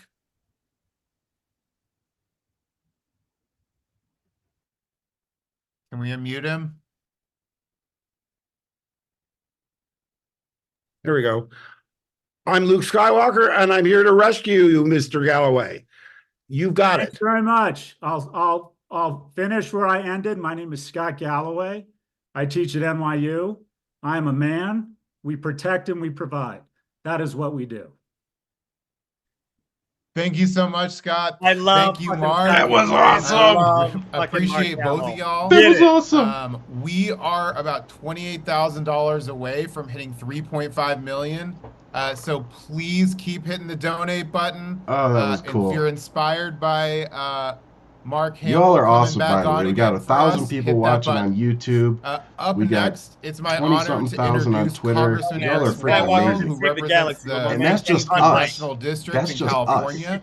He co-chairs the House So Democratic Steering subscribe, Committee. like, He sits on both the go download, House hold the Committee on mic. Homeland Security Get 'em, and House son. Get 'em. Judiciary Committee. My man, Representative, Brian. thank you so much for being with us tonight. It's all you. Oh, my pleasure, and really thank all of you for doing this. I represent the East Bay. That's where Kamala Harris grew up. But I'm a son of a cop. I'm a brother to cops. And when I worked in the same prosecutor's office where Kamala got her start, I worked with cops. So I know tough. And you know who's tough? It's Kamala Harris. And so she's tough. She's real. She's ready. She's smart. And something that we're all starting to really see that I really like is that she's fun. And she's a person who can be serious without taking herself too seriously. But what I was hoping to impart on everyone tonight, in my experience of like telling the story of why Kamala and not the past president, is a few things. And so I wanted to just give you kind of 3 things that we all can do. And something that I found helpful in my messaging are these 3 things. And if there's anything that us white dudes like to do, it's to have a good hot take. So as it relates to the debate that Donald Trump said he was going to be a part of, I encourage everyone to use the word dodge. Use dodge instead of backsliding or getting out, because dodge brings up the time that he dodged the Vietnam War with bone spurs. It takes our focus exactly where we want it to be, his cowardly feet. It also has alliteration, and just say it plainly, Donald Trump is dodging the debate. Donald the Dodger. Also, let's talk about Trump's age. Don't say 78-year-old. Let's say almost 80, because he is. And this guy, for the last 2 years, has wanted to make this race entirely about age. You know what, pal? You got it. We aren't running against Donald Trump. We are running against Old Trump. He's an old man with old ideas, and we should say that every day as we communicate what he threatens to all of us. And finally, in your messaging, as you talk to neighbors, as you knock on doors, and I don't want us to forget about knocking on doors. We can put our hot takes out there on social media, but nothing beats, especially in the swing states, eyeball to eyeball at someone's doorstep, making your case. And so my first rule always in messaging is tell me a story or bore me.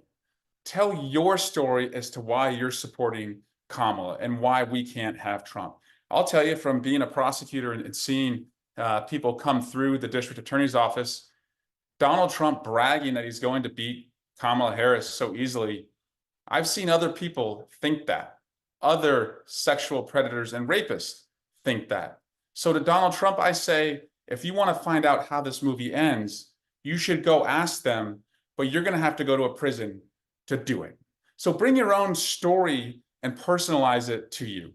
People like to repeat something that made them smile. So tell me a story or bore me. Finally, I think about my 3 little kids and what we can do to make sure they don't have to suffer the real consequences of Donald Trump.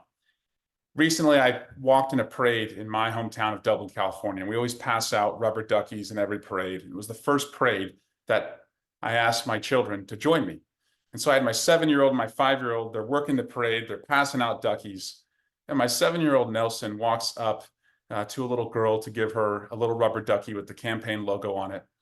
And as she hands the girl the ducky, this older guy standing behind her, who I think is probably her dad, looks at my son and he says, "We're for Trump." And my son looks at me and then he looks back at the guy and he said, "Who's Trump?" And I think that is what is really right in front of us. We have a chance to make sure that our kids never, ever know or live through the worst policies of Donald Trump. For the rest of us, sure, we won't be able to forget what he's done, but we can really save our children. But I also want you to know that we can talk less and less about Donald Trump.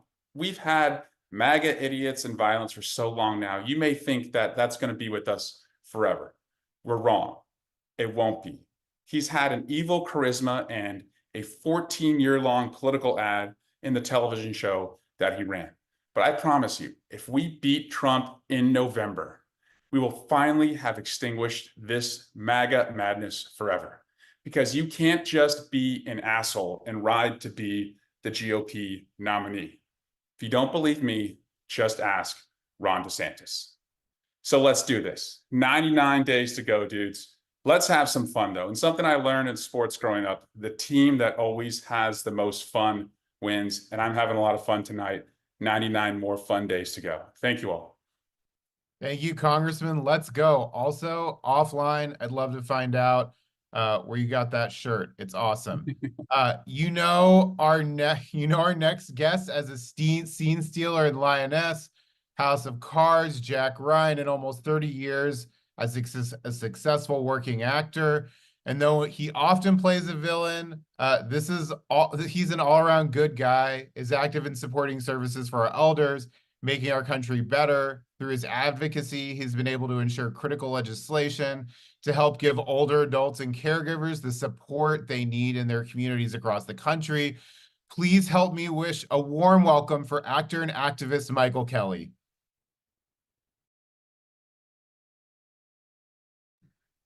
Thank you. Thank you, Ross. Thank you, Brad, for having me. It's a real honor to be with all you dudes. What's up, dudes and dudettes? I see you, Aaron.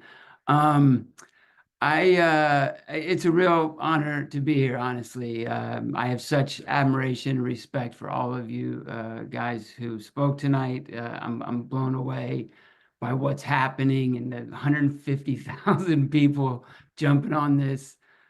This is special, man. Over $3 million raised for something that we all believe so strongly in. It's so easy to get behind this woman, and the fire and the swell that's coming throughout the country. You feel it, man. It's a big wave, and it's an emotional for all of us. I'm just so thrilled to be here. So, yeah. Like Josh Gad said, smash the button, man. Let's take it to 4 million. Let's go crazy. Let's raise a ton of money. This is such a great cause. I want to say a special thank you to Governor Tim Walz. That was, man, that was inspiring as hell. What everyone's saying is inspiring, but man, that dude blew me away. First and foremost, I think it's so important to say we all need to get engaged. Like everyone's saying, talk to your neighbors, talk to your friends. I'm from the South. I'm a Georgia boy. I live in New York now, but I have lots of friends down South. And as you would well imagine, a lot of those folks are on the other side of the aisle. Just talk to them. Tell your story and hear their story, and try to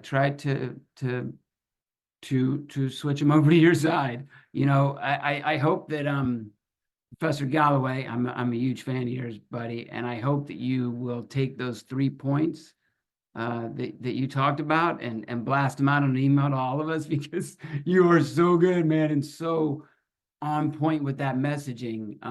And those are really important things to tell folks. But that's what this is about. It's about communicating with your neighbors, because this is it. Democracy's on the ballot.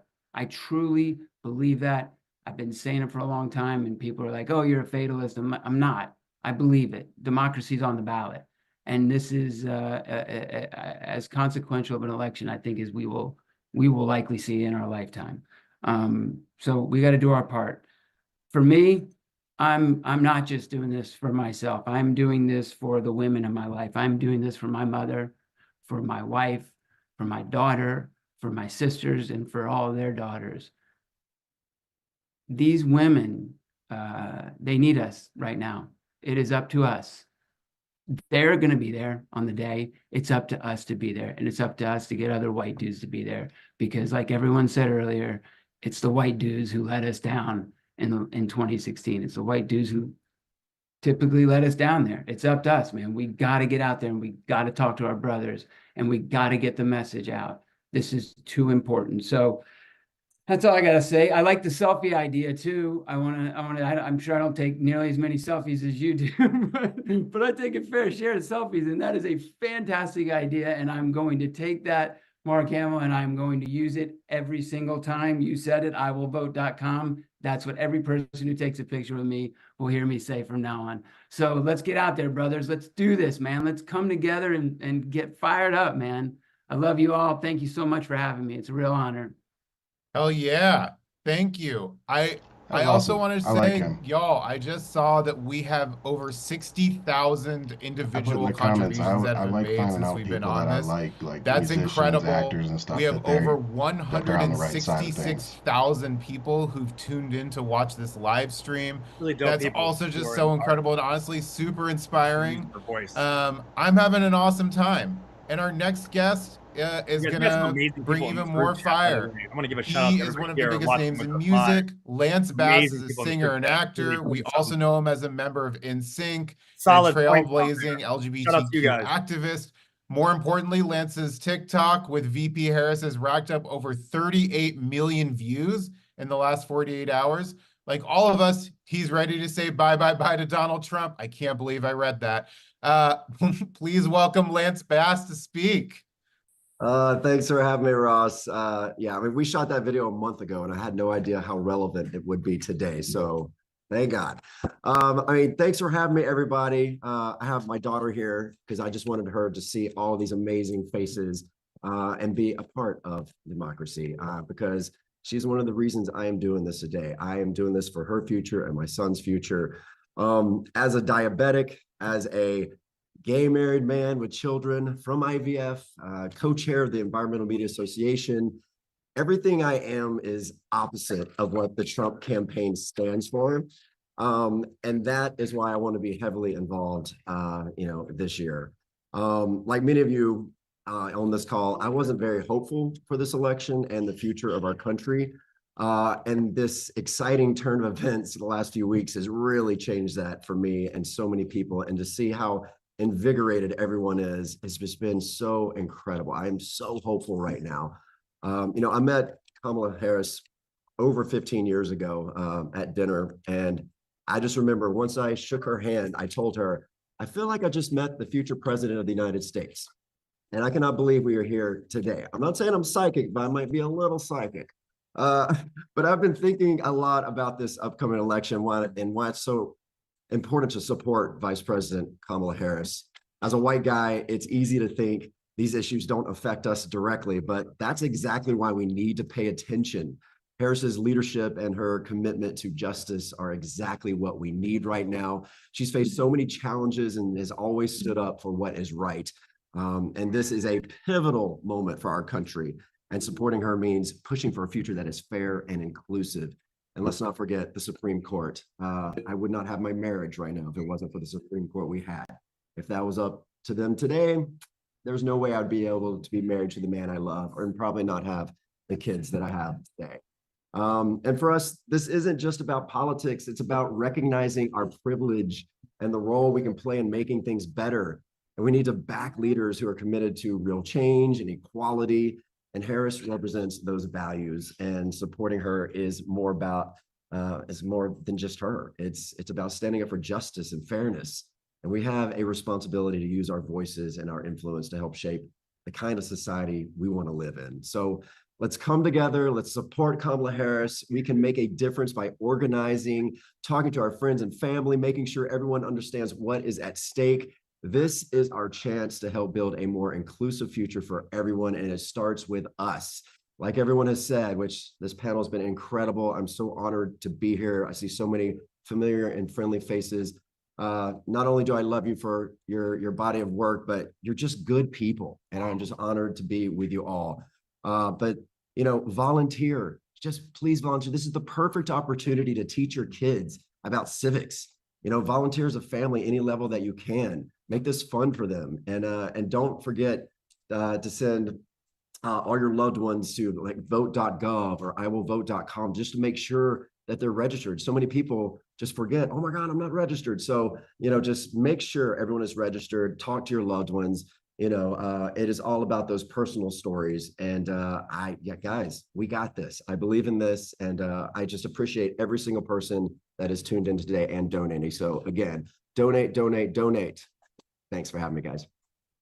Thank you so much, Lance. I think you win the award for second best Zoom background so far. Well, if you only saw my husband here holding up a towel, because if you put it down, please. Perfect time for the sunset. So yeah, sorry about that. Oh man, I love it. Thank you so much. Our next guest, Misha Collins, is an actor, advocate, and poet. He may be best known as one of the stars of the show Supernatural on the CW. Thank you for being here, Misha. Off to you.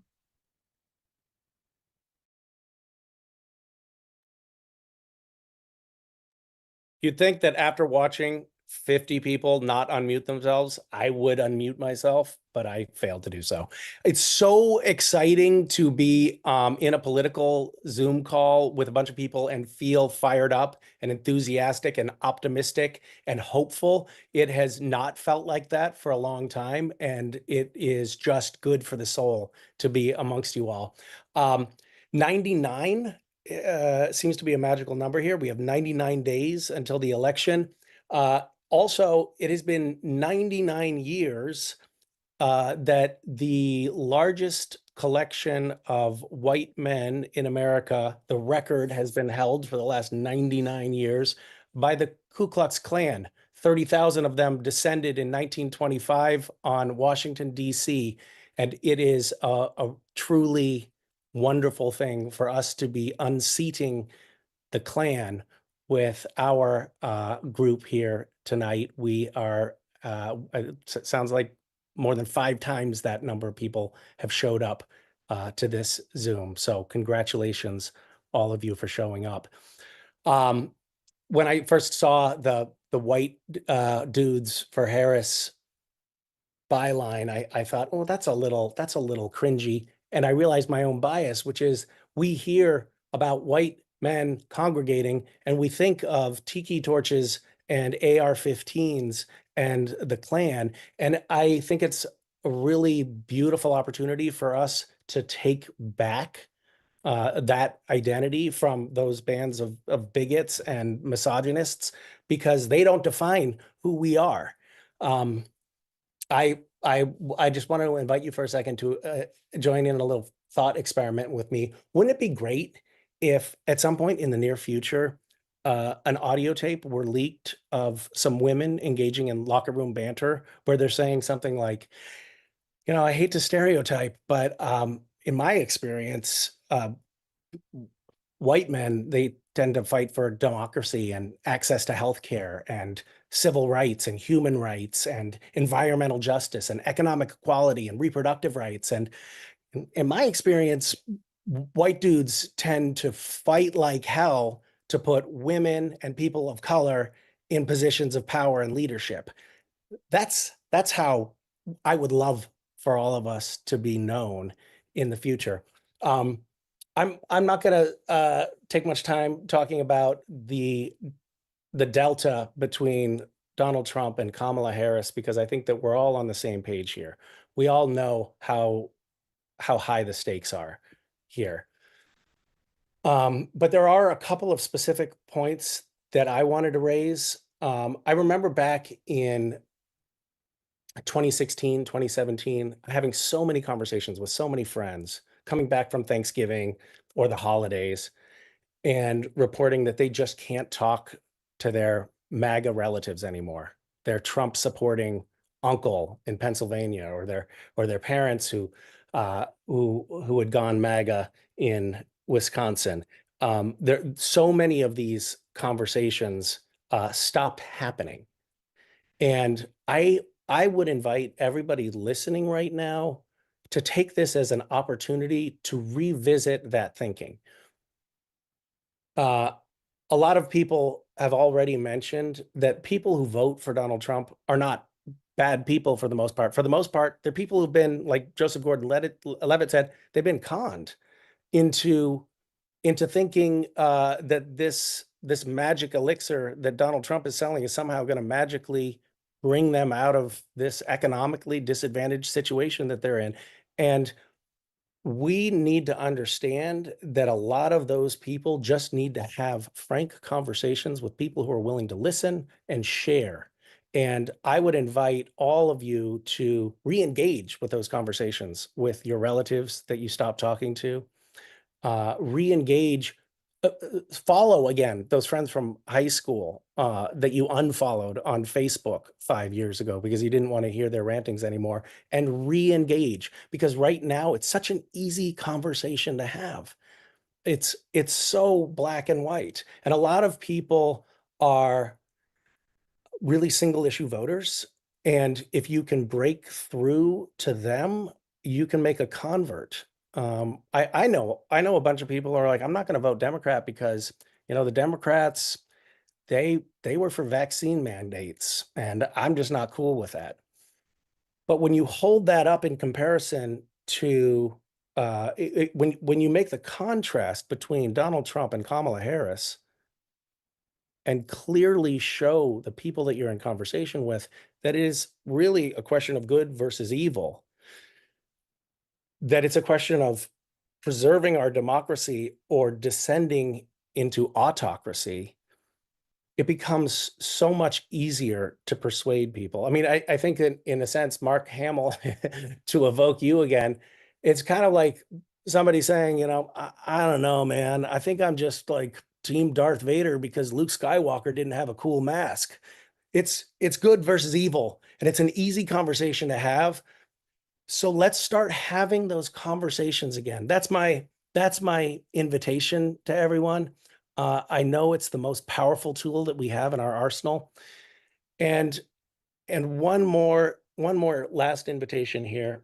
Probably most of you who are on this call have already donated, but really reflect.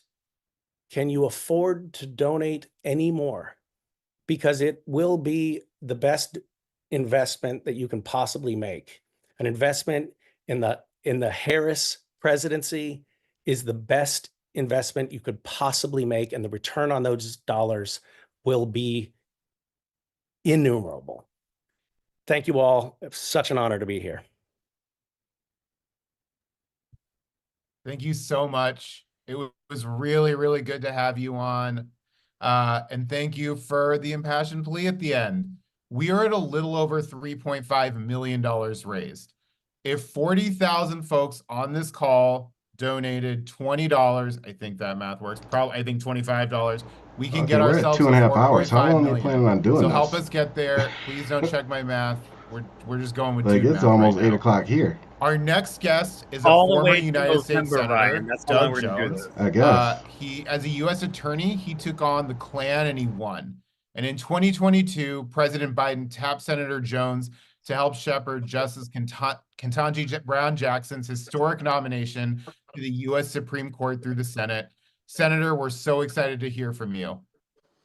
Thanks, Ross. I appreciate it. Now, I want to, before I get to what I was going to say originally, I think here's the breaking news that I know it's late, and y'all may have missed this, but this is breaking news, and it's worth that $20 for all of you. The breaking news is Luke Skywalker is technologically impaired, challenged.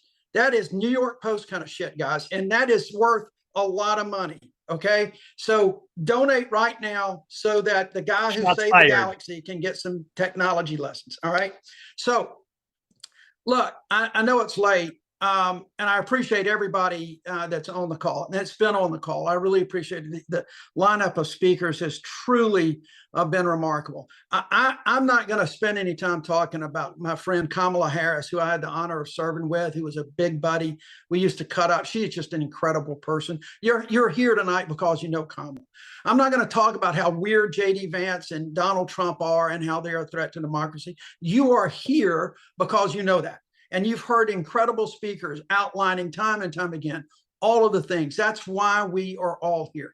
I want to go back to something said earlier by Josh Gad and Mayor and Governor Walz, and that's about hope. In the last week, folks, in the last week, the enthusiasm that we have seen from one end of this country to the other is absolutely a manifestation of hope.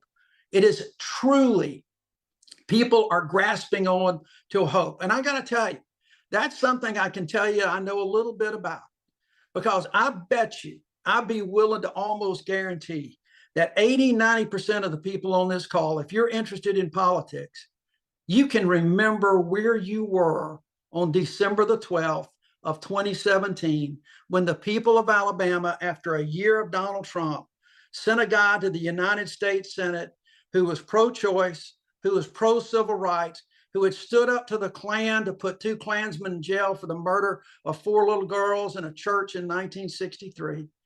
It gave everybody, that was not me per se. That was people coming together to reject extremism, to come together to reject a flawed candidate who also had his problems with women. It was coming together in unity. It was coming together, and it was that hope. And I'm telling you, we still feel that. Everywhere I go, we have people talking about where they were and the hope that it gave them. There's a whole group of folks. If you're under the age of 30, the odds are you may have gotten involved in politics because of that one single election. That is what's at stake here. That's what we're seeing in this. Because let's just be candid about this. We all thought that with the election of my friend Joe Biden, I've known Joe Biden for 46 years. He's one of the most amazing individuals I've ever had the honor of knowing. And he has been such an amazing president, the kind of president I always knew he would be from the first time I met him in law school in 1979. I always knew he would be a great president. What we have seen recently, though, when he was elected, when he and Kamala were elected, and people were excited, we then had January 6th, and all of a sudden all of that euphoria was a little bit shattered. We've never seen that kind of shit before. It was unbelievable what we were watching. And then for 48 hours, we saw hope again, because we saw one Republican after another stand on the floor of the United States Senate, on the floor of the House of Representatives, and denounce Donald Trump, causing January 6th, causing the havoc that was created at that Capitol, causing the deaths. But it lasted about 48 hours. And then all of a sudden, where we lost some of that hope, where it began to slide, is as great as this administration has been, we saw Donald Trump getting indicted, but gaining popularity, getting accused of all sorts of things and getting judgments in the hundreds of millions of dollars for a sexual assault or fraud, but gaining strength. And that from folks like us who believe in democracy, who believe in freedom, who believe in the rights of individuals, equal rights of individuals. That can be pretty dejecting, no matter how you feel about your candidate and how you feel about what they're doing. That can be pretty dejecting to see the splits in this country and the other side being so dominated by a guy who wants to be a dictator on day one. And so now, all of a sudden, with one of the most selfless acts of courage, political courage, that we have seen surely in my lifetime, and I'm probably older than most of you on here, but certainly in my lifetime, probably in generations, one of the most selfless acts of courage we've seen Joe Biden step aside. And all of a sudden, the excitement was there. People all of a sudden saw Kamala Harris in a different light. They saw her as the leader that we know she is. They saw her as a leader for the future. They saw her as the hope for the future. That's what this is about. All of this is about the hope for the future, saving democracy. We all know it's on the ballot this November.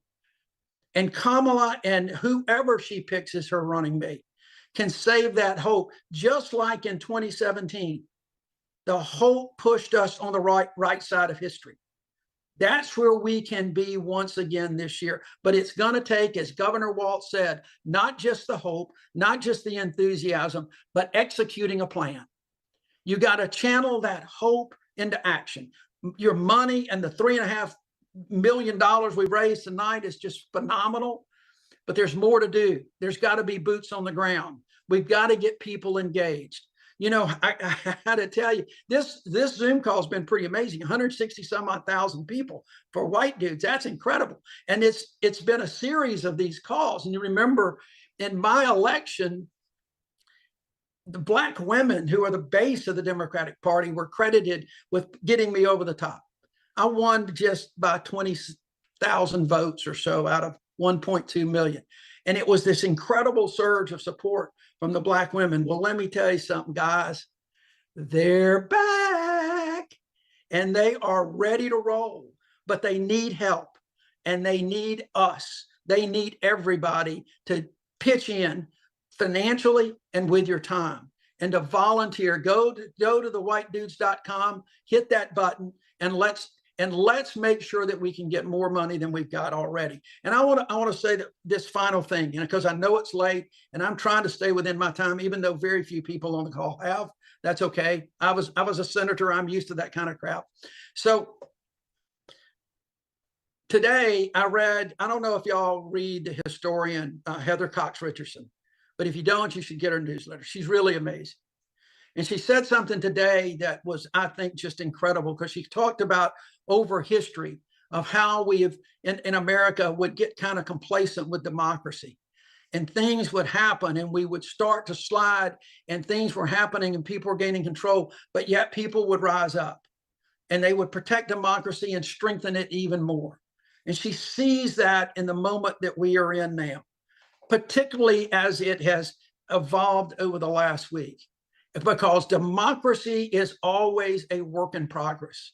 That idea that Joe Biden talks about is always a work in progress, and we can never let up. Just like civil rights is a work in progress, democracy is a work in progress. And Heather talked about the fact that people all week have been talking about how Joe Biden has passed the torch to a new generation. And clearly he has. But she made the point, and I think it's a good one that we've on this call all need to remember. He didn't just pass the torch to a new generation. He passed it to all of us. It is all our responsibility. We just can't wait for younger folks. We can't wait for another generation. It is our responsibility, just like it is anybody else's, of all races and religions, of all ages, of all sexes. It doesn't matter your sexual identity. It doesn't matter. It is up to us. And we've got to do everything it takes. It takes money. It takes time. More importantly, folks, it takes heart. It takes hope and inspiration. So as we wind down this late call and this telethon, do your part. Do your part, because your future depends on it. Your kids, your grandkids. America depends on it, and has been noted by a couple of speakers. There may be a few other countries around this world who also depends on what we do in America. And that's the beauty of this country. So thank you all. God bless you. This has been a great event. I am so honored to be a part of it. Thank you very much. Thank you so much, Senator. And I just want to say it was an honor getting to hear from you, because one, because of your service, but also because we're basically wearing the same shirt right now. So again, thank you so much for being on. Next up, we have the hilarious and awesome Adam Conover. Adam's an actor, writer, comedian. He hosts the show Adam Ruins Everything. In 2023, he was a key leader in the Hollywood writers' strike, helping organize his community for fair wages. He also helped educate millions of folks on what was at stake. All you, Adam. Hi, everybody. I'll keep it quick because David Hogg's been waiting like 2.5 hours, and I'm pretty sure that guy has more important stuff to do than listen to all of us.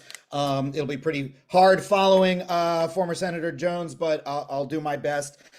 I want to start, we have a lot of Hollywood folks on this call, and I want to emphasize Hollywood is an industry like any other, and I think sometimes our problems help reflect the world. Something that I've heard a lot as a white man in Hollywood is that I didn't get such and such an opportunity because they couldn't hire a white man. That's something that you hear now quite often.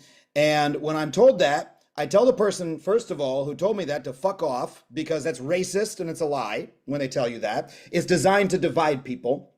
But more importantly, the reason I tell them to fuck off is because I know that everybody else who is maybe being considered for that opportunity is the sort of person who just a little while ago would have not been considered for that opportunity because they were not a white man, except no one would have ever told them that to their face, right? Or they wouldn't even had a chance to go into the room and audition, or maybe they wouldn't even made it to Los Angeles, right? When people tell you that, they are expressing the fact that there's been a change in this country where, for once in the entire history of this country, white men don't get every single opportunity. And that's something that I'm proud of. I'm proud to be part of our industry and our country at a time when that's the case. And you know why that is? It's because I have something called solidarity, because I care about everybody else and everybody else's problems, and I stand up for their issues as much as my own. And that is why I'm so grateful to be a part of this call, because it is so rare that white men are ever even identify ourselves, even call ourselves white men, even think of ourselves as white men. That means we don't have the opportunity to think of ourselves as being part of a group that can stand in solidarity with everybody else, with Black women, with LGBT Americans, with every other group other than white men. Of course, there are LGBT white men. You know what I'm talking about. So I'm so happy to be a part of this. Solidarity is also really important to me because that's how we won the Writers Guild and SAG-AFTRA strikes last year. Was we stood shoulder to shoulder with each other and fought for our own issues and each other's issues, and that's what this election is all about as well. Because the reason I care so much about this election is because it is very important to the issues that I care about most. We only won that strike. Yes, we won it because of our combined strength, but we also won it because the administration was behind us, because they gave us support from the jump. And more importantly, they put people in positions of power behind the scenes that made it possible for working people to win the kind of victories that we did. Because of this administration, because we have a Democratic administration, we have a pro-labor National Labor Relations Board, so that when, the companies tried to fuck us and, take away our tree cover or, reduce our ability to go on strike, we could go to the government and say, we're going to prosecute them, and we knew we would have a friendly ear. And because there are friendly people, there are antitrust advocates at the FTC and at the Attorney General's office that are fighting against the gigantic monopolies that are destroying our industry. If you look at like what David Zaslav said a little while ago, the big businesses just need to be able to do what they do and consolidate and buy each other. That destroys jobs, that destroys the industry. And right now we have people in power who are fighting against that, and we will not if we don't make the right decision come November. Now, something very important is that, and another reason I'm a really big fan of this event is there's been some reporting recently that some very wealthy business interests would really love the upcoming Harris administration to change some of those pro-labor policies, some of those anti-monopoly policies, and bring in some bigger business policies. And they're trying to make some big donations to try to make that happen. What is so cool about this event is that this is a small dollar donor event. And by raising a lot of money in this event, we can show that the voices of average white dudes matter more than the rich CEO white dudes up at the top who are trying to, who are just trying to keep everything for themselves, right? And so that is why I really ask you to smash that donate button as much as anybody else. But my most important call to action for you is that we are told so often in our political culture, and there's a risk of it happening in this event as well, that all that matters from us politically is our vote or our donation. All you can do to help with politics, you can vote and you can, hit the donate button. Hitting the donate button is very important. Voting is very important. Those are both mandatory, but those take away your agency. You are not purely a transaction to be given to someone else's political party. You are a part of democracy itself. I really love that Senator Jones made this point.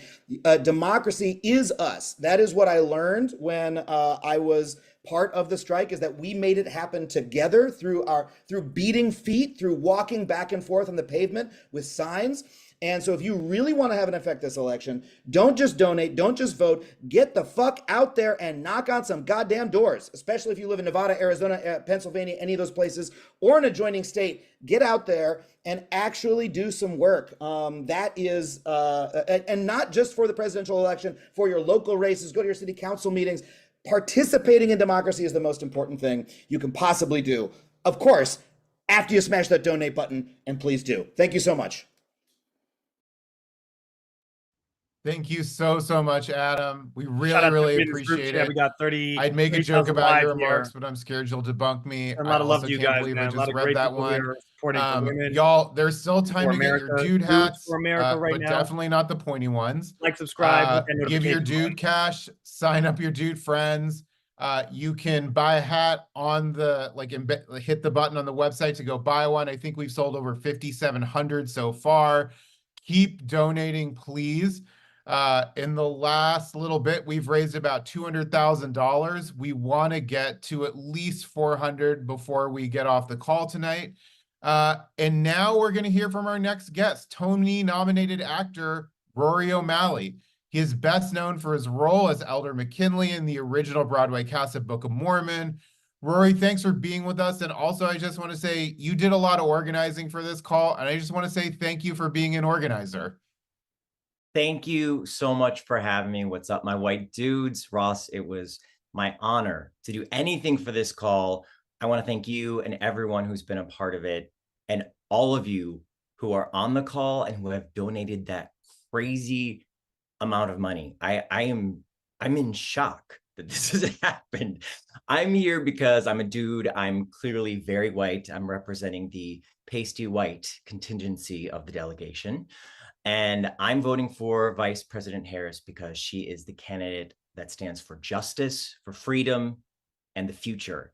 She's the embodiment of the backbone of the progressive movement. She's a woman. More specifically, she's a Black woman.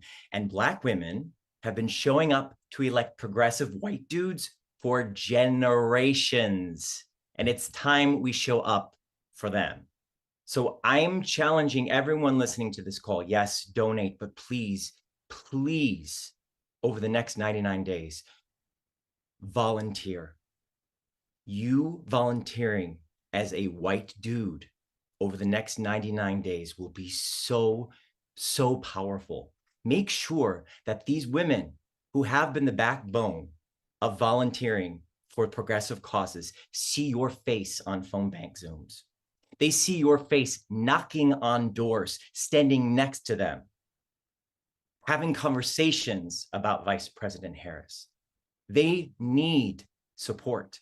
It breaks my heart to hear them say that they are scared that the country will not elect a Black woman, because they are saying that because they think we won't elect a Black woman. We need to stand with them. They are always going to be the backbone of the progressive movement. We're not going to change that. But what we can do right now is step up in every way. And honestly, the thing that we can do best right now is donating tonight under the banner of white dudes, because tomorrow there's going to be a headline and it's going to say how much money the white dudes raised for this campaign. And that is the first hint that those women are going to see that we have their back and we are not going back. Please do everything you can over the next 99 days, starting tonight. Donate, volunteer. And I just have a little tip for everybody. If you have that family member, a lot of us white dudes do, who are having trouble saying our candidate's name and might in the future have trouble saying their name, I have a tutorial. It's really easy. You have to say it very slowly. Her name is pronounced Madam President. Thank you very much. Donate, volunteer. Fuck yes. That was awesome. Thank you, Rory.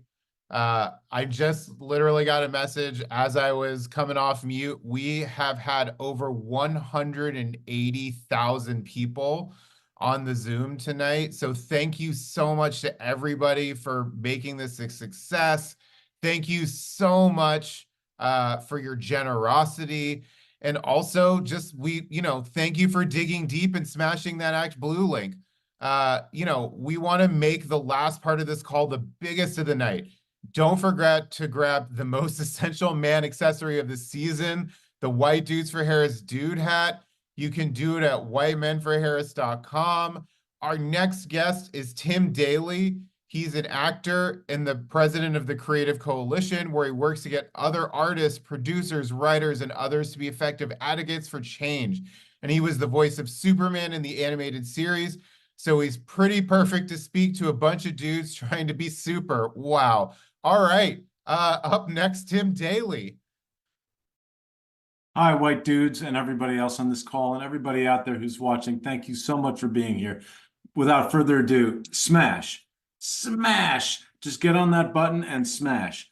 A couple of things I want to say. One is that the reason that I am so excited about Kamala Harris is that she is intelligent, she has grit, she's funny, she's experienced, she's dedicated to making a system that works for everyone. She's got tenacity, and she happens to be a woman. Which is in some ways the least important part, because all those other qualities make her more qualified than pretty much any candidate for president we've ever had. But it is time to have a woman, because that sensibility is something we've never experienced. And the experience of the white dudes has not always gone so well for us in that office. I played the first gentleman of the United States on TV. And so I think that Doug and Kamala will probably be calling me for a little advice. I'm going to give them a few pro tips when they call. But what I really want to talk about is patriotism, because I get really offended when people say that Democrats or progressives are not patriots. My father, his brother, his sister, his two sisters all served in World War II. My Aunt Mary Ellen was at one time the highest ranking woman in the military. My grandmother Dorothy worked for the CIA. My Uncle Dave was an FBI agent, a lifer. So, and these were progressive Democrats. So for people to say that Democrats are not patriots really goes up my ass a mile.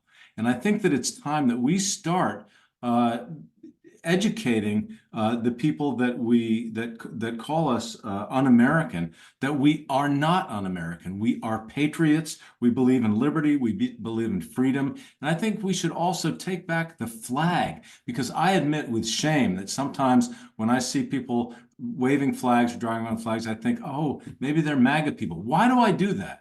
I want to wave the American flag. I want us all to wave the American flag as we donate money to this campaign, as we volunteer and walk out there and get people registered to vote and convince them that Kamala Harris is the best possible candidate for the highest office in our land. The other thing, and I'll close with this, is that as president of the Creative Coalition, I have helped and been instrumental in saving my organization, that is, has been instrumental in saving the National Endowment for the Arts numerous times. The first time we saved the National Endowment for the Arts, I thought, oh, that's it. Okay, we're done. Guess what? The next year, the budget comes out and someone wants to zero out the National Endowment for the Arts, and we have to fight it again. So I would say that as we donate our time to this campaign, and after Kamala wins the presidency, We cannot stop. We got to keep our foot on the gas, because you have to do the same thing over and over and over again to keep it from going backwards. So after the presidency is won, let's continue, all us white dudes and everyone else, to push for the things that we love, our liberties, our freedoms, and a progressive environment, because time only goes in one direction, and that's forward.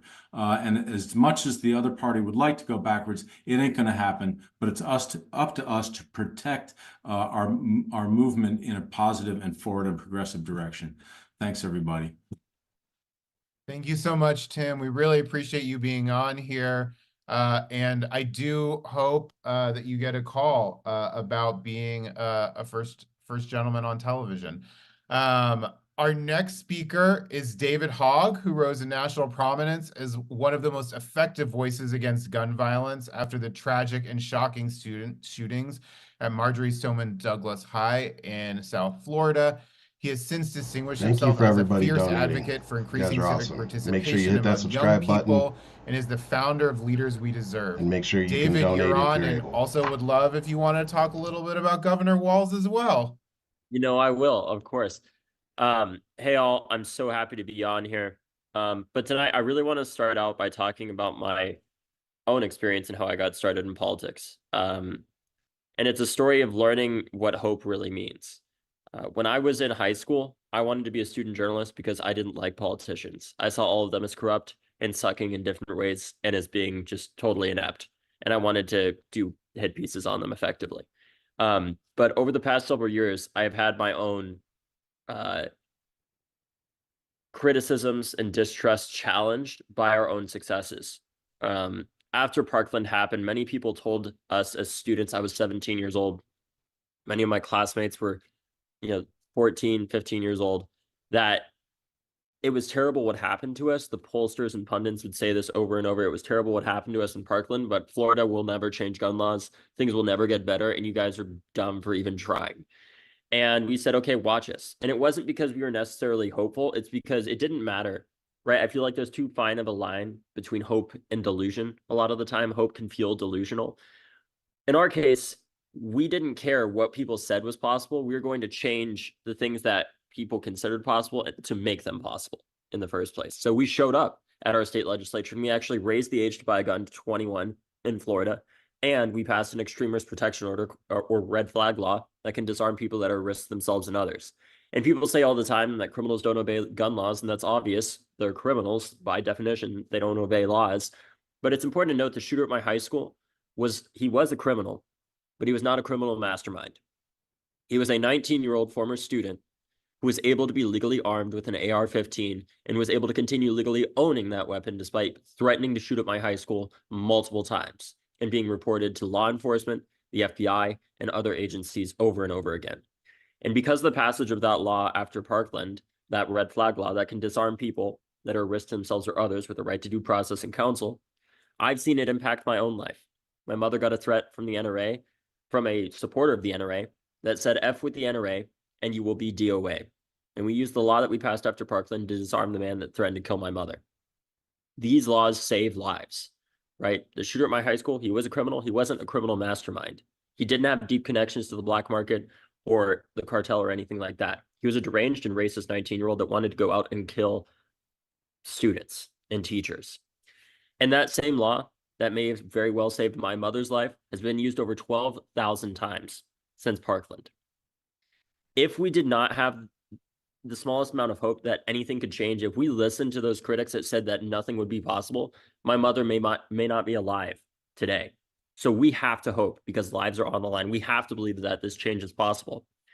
And I've seen the power of doing that.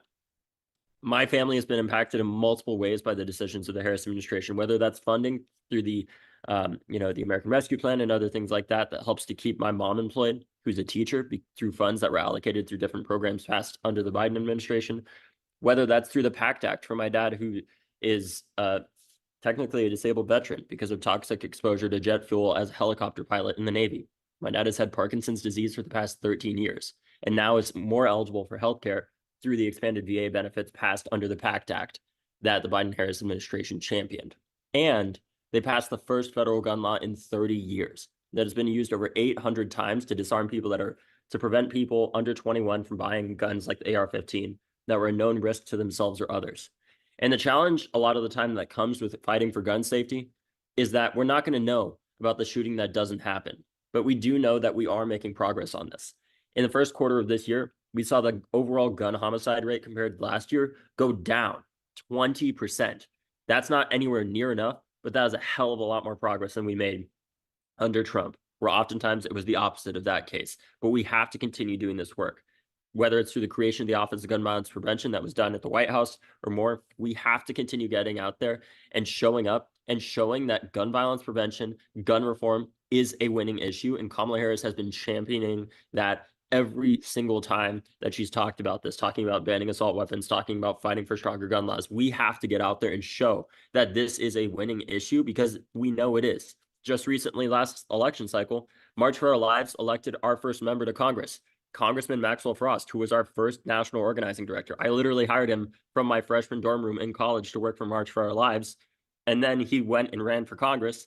I helped him raise a bunch of money to do that. And then he became the first Gen Z member of Congress and the first member of March for Our Lives. And less than a year after Maxwell was elected, I got to see him introducing the President of the United States for the creation of the Office of Gun Violence Prevention that we had been pushing for as an organization for over 3 years. That is the power of hope, of bringing in this new generation. That's why I'm doing the work with Leaders We Deserve now to help elect more young people across the country, to help create more people like Maxwell Frost. And that's why I'm so proud to be supporting Kamala Harris in her run. And I also would love to see Tim Walz there, just because he's a hilarious guy and an incredible speaker, as you all have seen. And because I think really more than anything, if you want the blue wall, that man is the blue wall. He was a teacher for 20 years. He was a vet. He is a veteran. And he's also, it may not look like it, he's 1 year older than Kamala Harris. And I attribute that age difference or that appearance to the fact that he supervised the school lunchroom for 20 years. And I don't know if any of you have ever been a teacher before or had parents that were teachers and worked with them. That is not an easy job, right? So he has the experience, and I think he's one of the most qualified people in the country to be vice president. And I would love to see him out there. And I'm so thankful to be on this call. Thank you to Ross for organizing it. Let's go and get Kamala Harris elected. And let's make sure that we donate. If you can, please donate at the link below to help support this. And thank you again, Ross, and everybody else on here for having me. And yeah. Thank you so much, David. You win the award for best hat of the evening. I also have one. I just haven't been wearing it because I have the sweet man bun and I wanted to make sure everyone could see my extremely sweet man bun. Again, David, really appreciate it. Our next guest leads the Wisconsin Democratic Party, and as chair, Ben Wikler has transformed the Wisconsin party apparatus into one of the most effective organizing bodies in the entire country. He previously served as a senior advisor to Move On, and he has been a good friend for many years. Gentlemen, I welcome you, Ben Wikler. Thank you so much, Ross. Thank you, everybody on this call. Thanks to all the previous speakers. Holy smokes.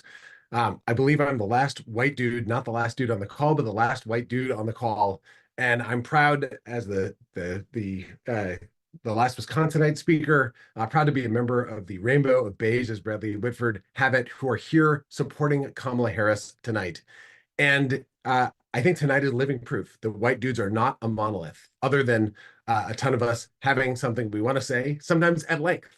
Sometimes with great passion, sometimes with great vulnerability, but for everyone who's been here for 3 hours, because they know that Kamala Harris has to be our next president of the United States, I'm so grateful to everybody. I also want to ask everyone watching right now, let's give, wherever you might be, you can clap alone to Ross Morales-Ricchetto and the whole crew of mostly, but not all, bearded guys who put this together tonight. And I think we should all take a second to thank Joteka Idi, who launched the Win with Black Women call that kicked off a week ago and led to so many parts of the Democratic coalition coming together: Latino women, Black men, white women, Asian Americans, Native Americans, members of the LGBTQ+ community. So many people, hundreds of thousands of people, have done calls like this over this last week and raised millions of dollars. And fellow white dudes on the call tonight, I'm so glad that even though we are maybe one of the last big communities to do a call like this, we did show up. We did show up, and we have raised tonight already millions of dollars. Now, I am not myself a billionaire, but I'm going to pledge myself to match the next $10 donation that happens on this call.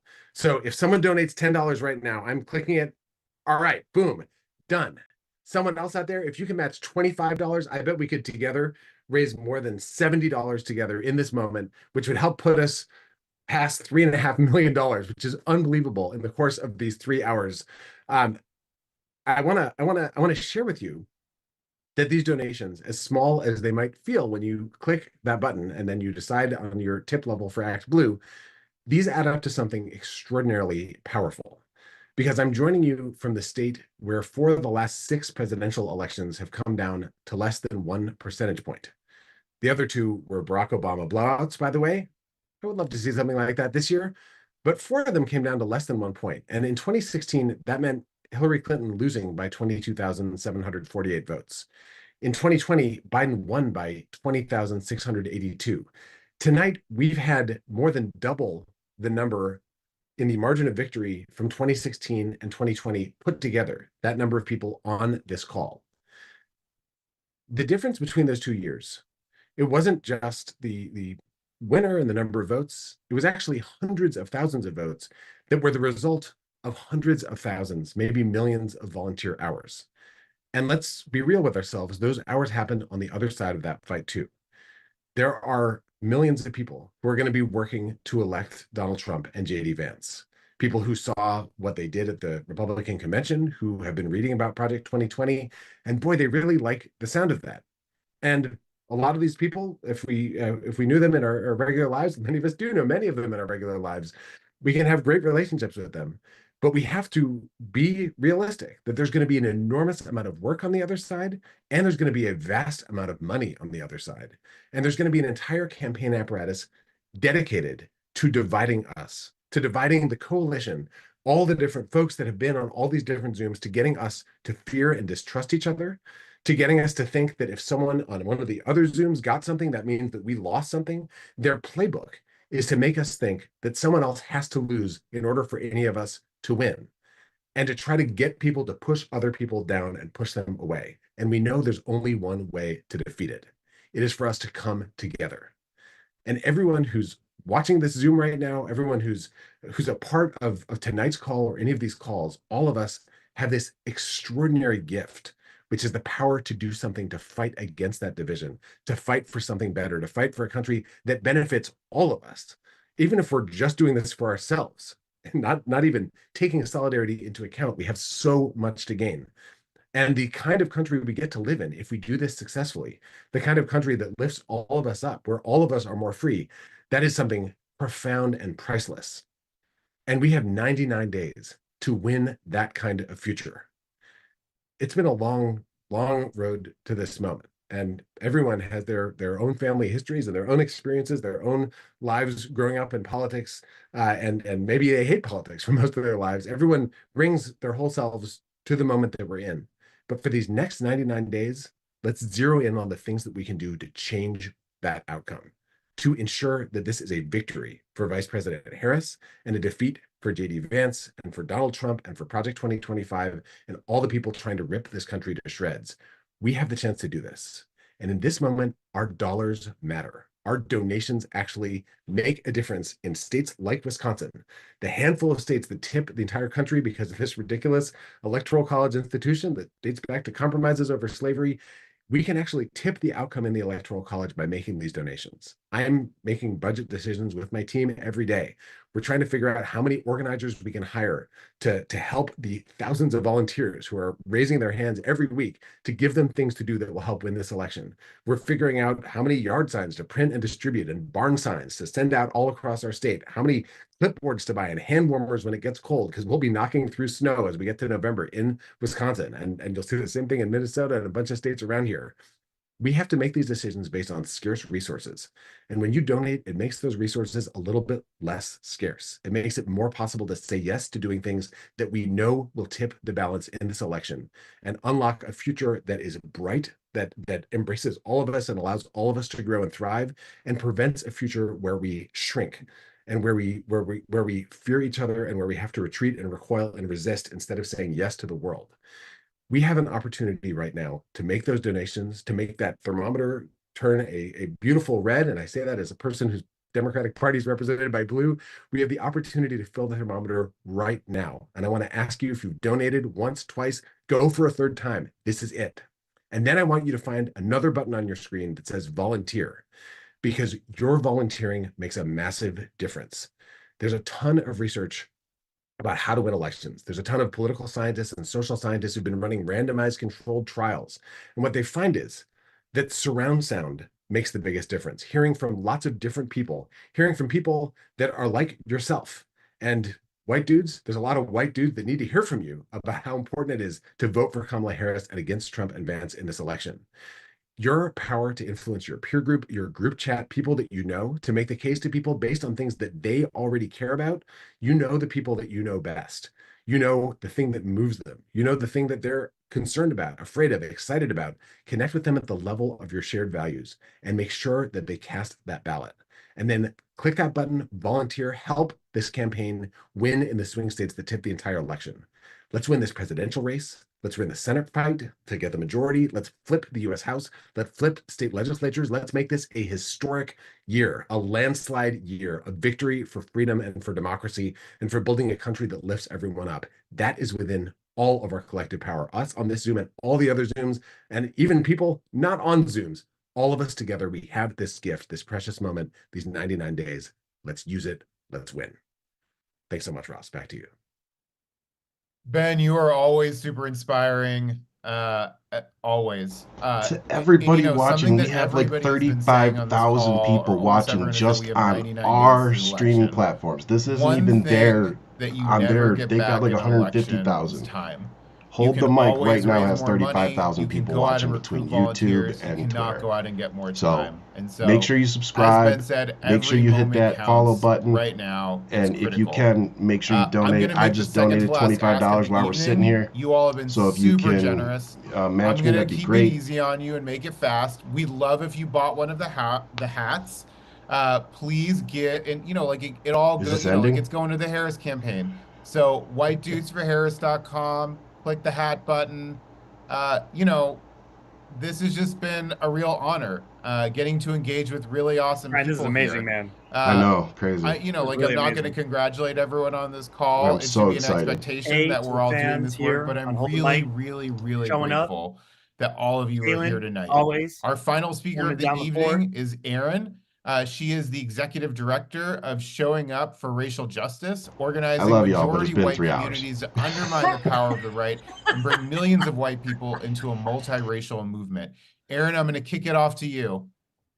Hello, my white dudes. I'm Erin, as Ross just said, and I'm the director of Showing Up for Racial Justice, and I am so excited to be with you all tonight.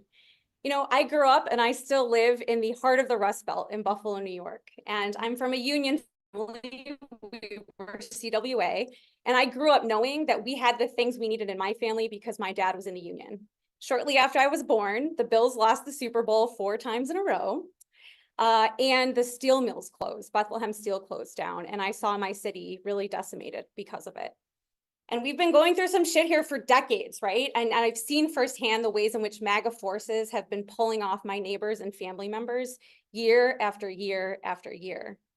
You know, I grew up in the 80s and 90s, and that was the era of relentless attacks on organized labor and the birth of the Southern strategy, right? Which was a plan by the Republicans to stoke white as a way to win elections and screw all of us. So I saw this vicious combination, and it's what has led us to this moment, right? Where we've got a couple of Wall Street stooges dressed up as your neighbor saying that they're your savior and Black or brown people are to blame, right? I've seen dudes in my own family sold a sack of lies that racism and white supremacy was going to solve the very real pain and suffering in their lives. And so, yes, I'm here, organizing to help elect Kamala Harris. Yes, to show up for other people, to show up for Black, Brown, Indigenous people, to show up for myself as a woman, people who are most under attack. But I'm also here fighting for the white guys in my life and in my family who I know will be better off when Trump and Trumpism is defeated, right? Because Trump and Vance, they know that they need white men silent, they need white men separated, and they need white men feeling antagonistic to multiracial movements in order for them to win. Are you with me? So this is the work of Surge, right? We undermine the power of the right and we bring white communities into multiracial fights for racial, economic, and gender justice and to win elections, which is what we've got to do in these next 99 days. And we do this because we know if the only people talking to white guys are Trump and Vance, of course we're going to lose, right? And so we have to organize in majority white communities, rural communities, working class communities, where the GOP and the right, quite frankly, have kicked our asses, right? But it's easy to get your ass kicked when no one else shows up to the fight. So we're fighting in communities that we know we have to contend with, right? And so like many of you on this call tonight, Surge is showing up, and where we know we fight, we win.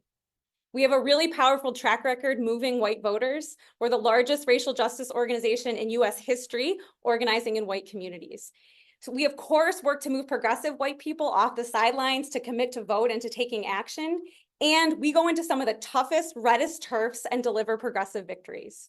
We were the largest outside independent organization campaigning for Andy Beshear, who just won to win his reelection in Kentucky. We won in Mitch McConnell's territory, one of the poorest, whitest, most rural towns, states in the country, right? So we're a home for white people fighting racism, from the city block to the suburban cul-de-sacs to the country hollers. We know in this presidential election, as so many people tonight have said, that Trump and Vance are already being ruthless in their use of racism and misogyny to try to win over white people and white men in particular. And so we have a big plan to contribute to winning and electing Kamala Harris this fall. And we need you to help us execute it. So many people tonight have talked about the need to donate. And if you haven't done that yet, hit that donate button. We want to get it as high as we can tonight. So hit that donate button again. And so many people have talked about how important it is to do direct voter contact and for white dudes to be talking to other white dudes. So we have a big plan. We're organizing 12 million white voters in 6 key battleground states to elect Kamala Harris. Half of those people are white dudes. We need your help talking to them. As Maurice said at the very top of this call, white men silently disagreeing with the racism and misogyny you're going to hear is not enough. We need people to donate, and we need people to get on doors and talk directly to other white men. So if you haven't yet given, you all love saying that, smash the donate button. Only the white guys are saying smash the donate button. I love it. Smash the donate button one more time. And then I want you to sign up to canvass with us. This election is going to be tough, but as I said at the top, I'm a Bills fan, so I like a challenge, and I have an endless amount of hope. We can totally do this. So after you've given to the campaign, I want you to sign up to contact voters with us. We are contacting white men in Georgia this Wednesday at 6 o'clock Eastern time. And if you go, it's going to be white men calling other white men in a swing state in Georgia. And you can sign up to participate at whitepeopleforharris.org.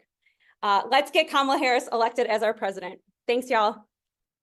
Thank you so much, Aaron. And one thing I will say to you, I'm from the great state of Texas. I'm actually from Houston, and you guys beat us in the playoffs one year to go to the Super Bowl. And I remember listening to that game on the radio with my parents, and I will never forget blowing a 21-point lead. So thank you for the reminder of that.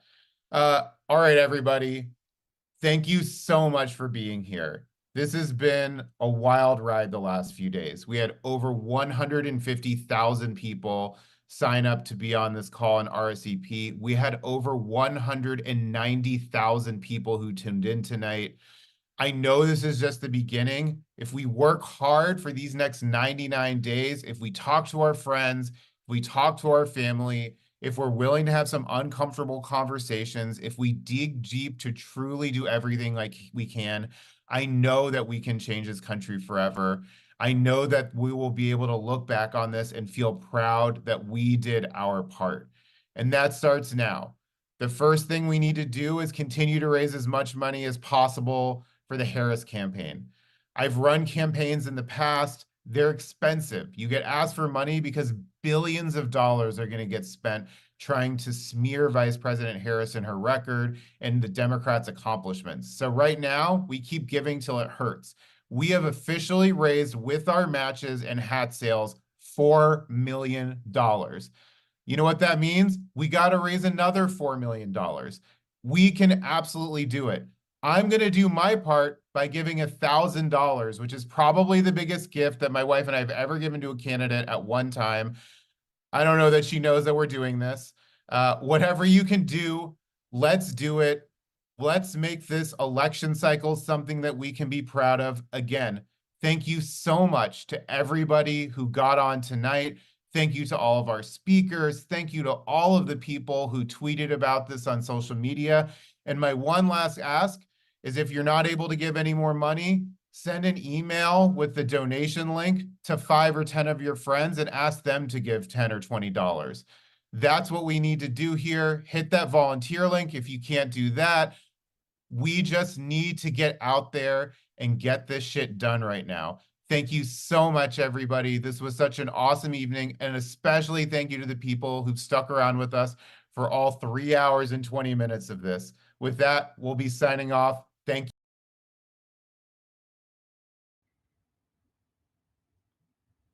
Ryan, you got your mute? Yeah, so with that, we're not going to talk too long, just real quick. I thought that was a great call. Made me even more excited to see, not just how many famous people were on there, but, they had over 150,000 people watching on the main channel. 190 plus. 190,000. So we had, just on our show, we had over 37,000 people watching. So that shows me that I was wrong, and the Democratic Party and liberals and, I assume independents and even some Republicans that just don't want Trump. Just seeing not just the way that everybody's falling in line, but the excitement that everybody has as well. So it's not just, it's not like with Biden where we all were going, yeah, we're going to vote for him, but nobody was real excited. Like now we're seeing excitement, and now we have a candidate who I think is going to be able to speak more to, the younger generation, Gen Z. She just checks a lot of boxes, man. And I've been sharing more videos. I shared the video you sent me of it's 4 years old, but the way that she talks about, her career and what the culture was like when she became a prosecutor, and all the things they had to deal with and things that she tried to change while she was there. Right. So yeah, it's great seeing so many white guys come together. It's great seeing, this like I don't remember who it was, but somebody acknowledged that this was all kind of the brainchild of the people who put together the call for women to help elect Kamala. Right. So it's just really cool that people are taking that idea and being like, well, let's just, and somebody said it in the comments. Again, I don't remember so many comments, so I tried keeping up with them, y'all. We have some amazing fans here. Yeah, for real. People here in the group chat. Really, shout out to you guys for being here with us and watching this and contributing.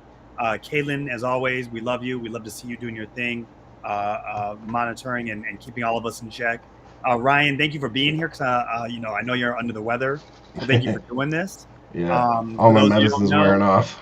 That medication's gone, boy. I know it's hurting. So yeah, for you guys who don't know, we just got back from vacation. The whole family was sick, and I was good, and then they got better, and I got worse, and they've been better, and I'm getting worse. So yeah, I can't taste anything, I can't smell anything. Ryan has COVID. That started last night. So yeah, but this was. We're giving you a lot of love, man. Thank you for doing this. But that's how important this is. Like even COVID's not going to stop me from getting out here and helping Kamala get elected, and seeing how many, like we still have 885 people just on YouTube watching. So if you're on YouTube, make sure you hit that subscribe button, because we are live every Friday from at 8 o'clock Eastern, 5 o'clock Pacific. Hold the Mic is live. You can download us on iTunes, on Spotify, on iHeart, anywhere that you get your podcast. We should be available for download. So go check us out. Go download us. You can take us with you anywhere. And I think that's it for me tonight, brother. What was your reaction? Hey man, I think that if you guys don't think that Hurricane Harris is gonna strike in November, y'all got another thing coming, boy. I like that. They got a hurricane season ready for you, so it's going down this year. Yeah. And you better believe that one's on the list. Yep. And if anything, just know that this is a movement that's really coming your way. This is not a fad. This is not just 1 month worth of energy that's gonna be spent. Nope. This is snowballing. It's into something happening. so much bigger. It's happening. And we all need to understand what we're seeing and witnessing right now.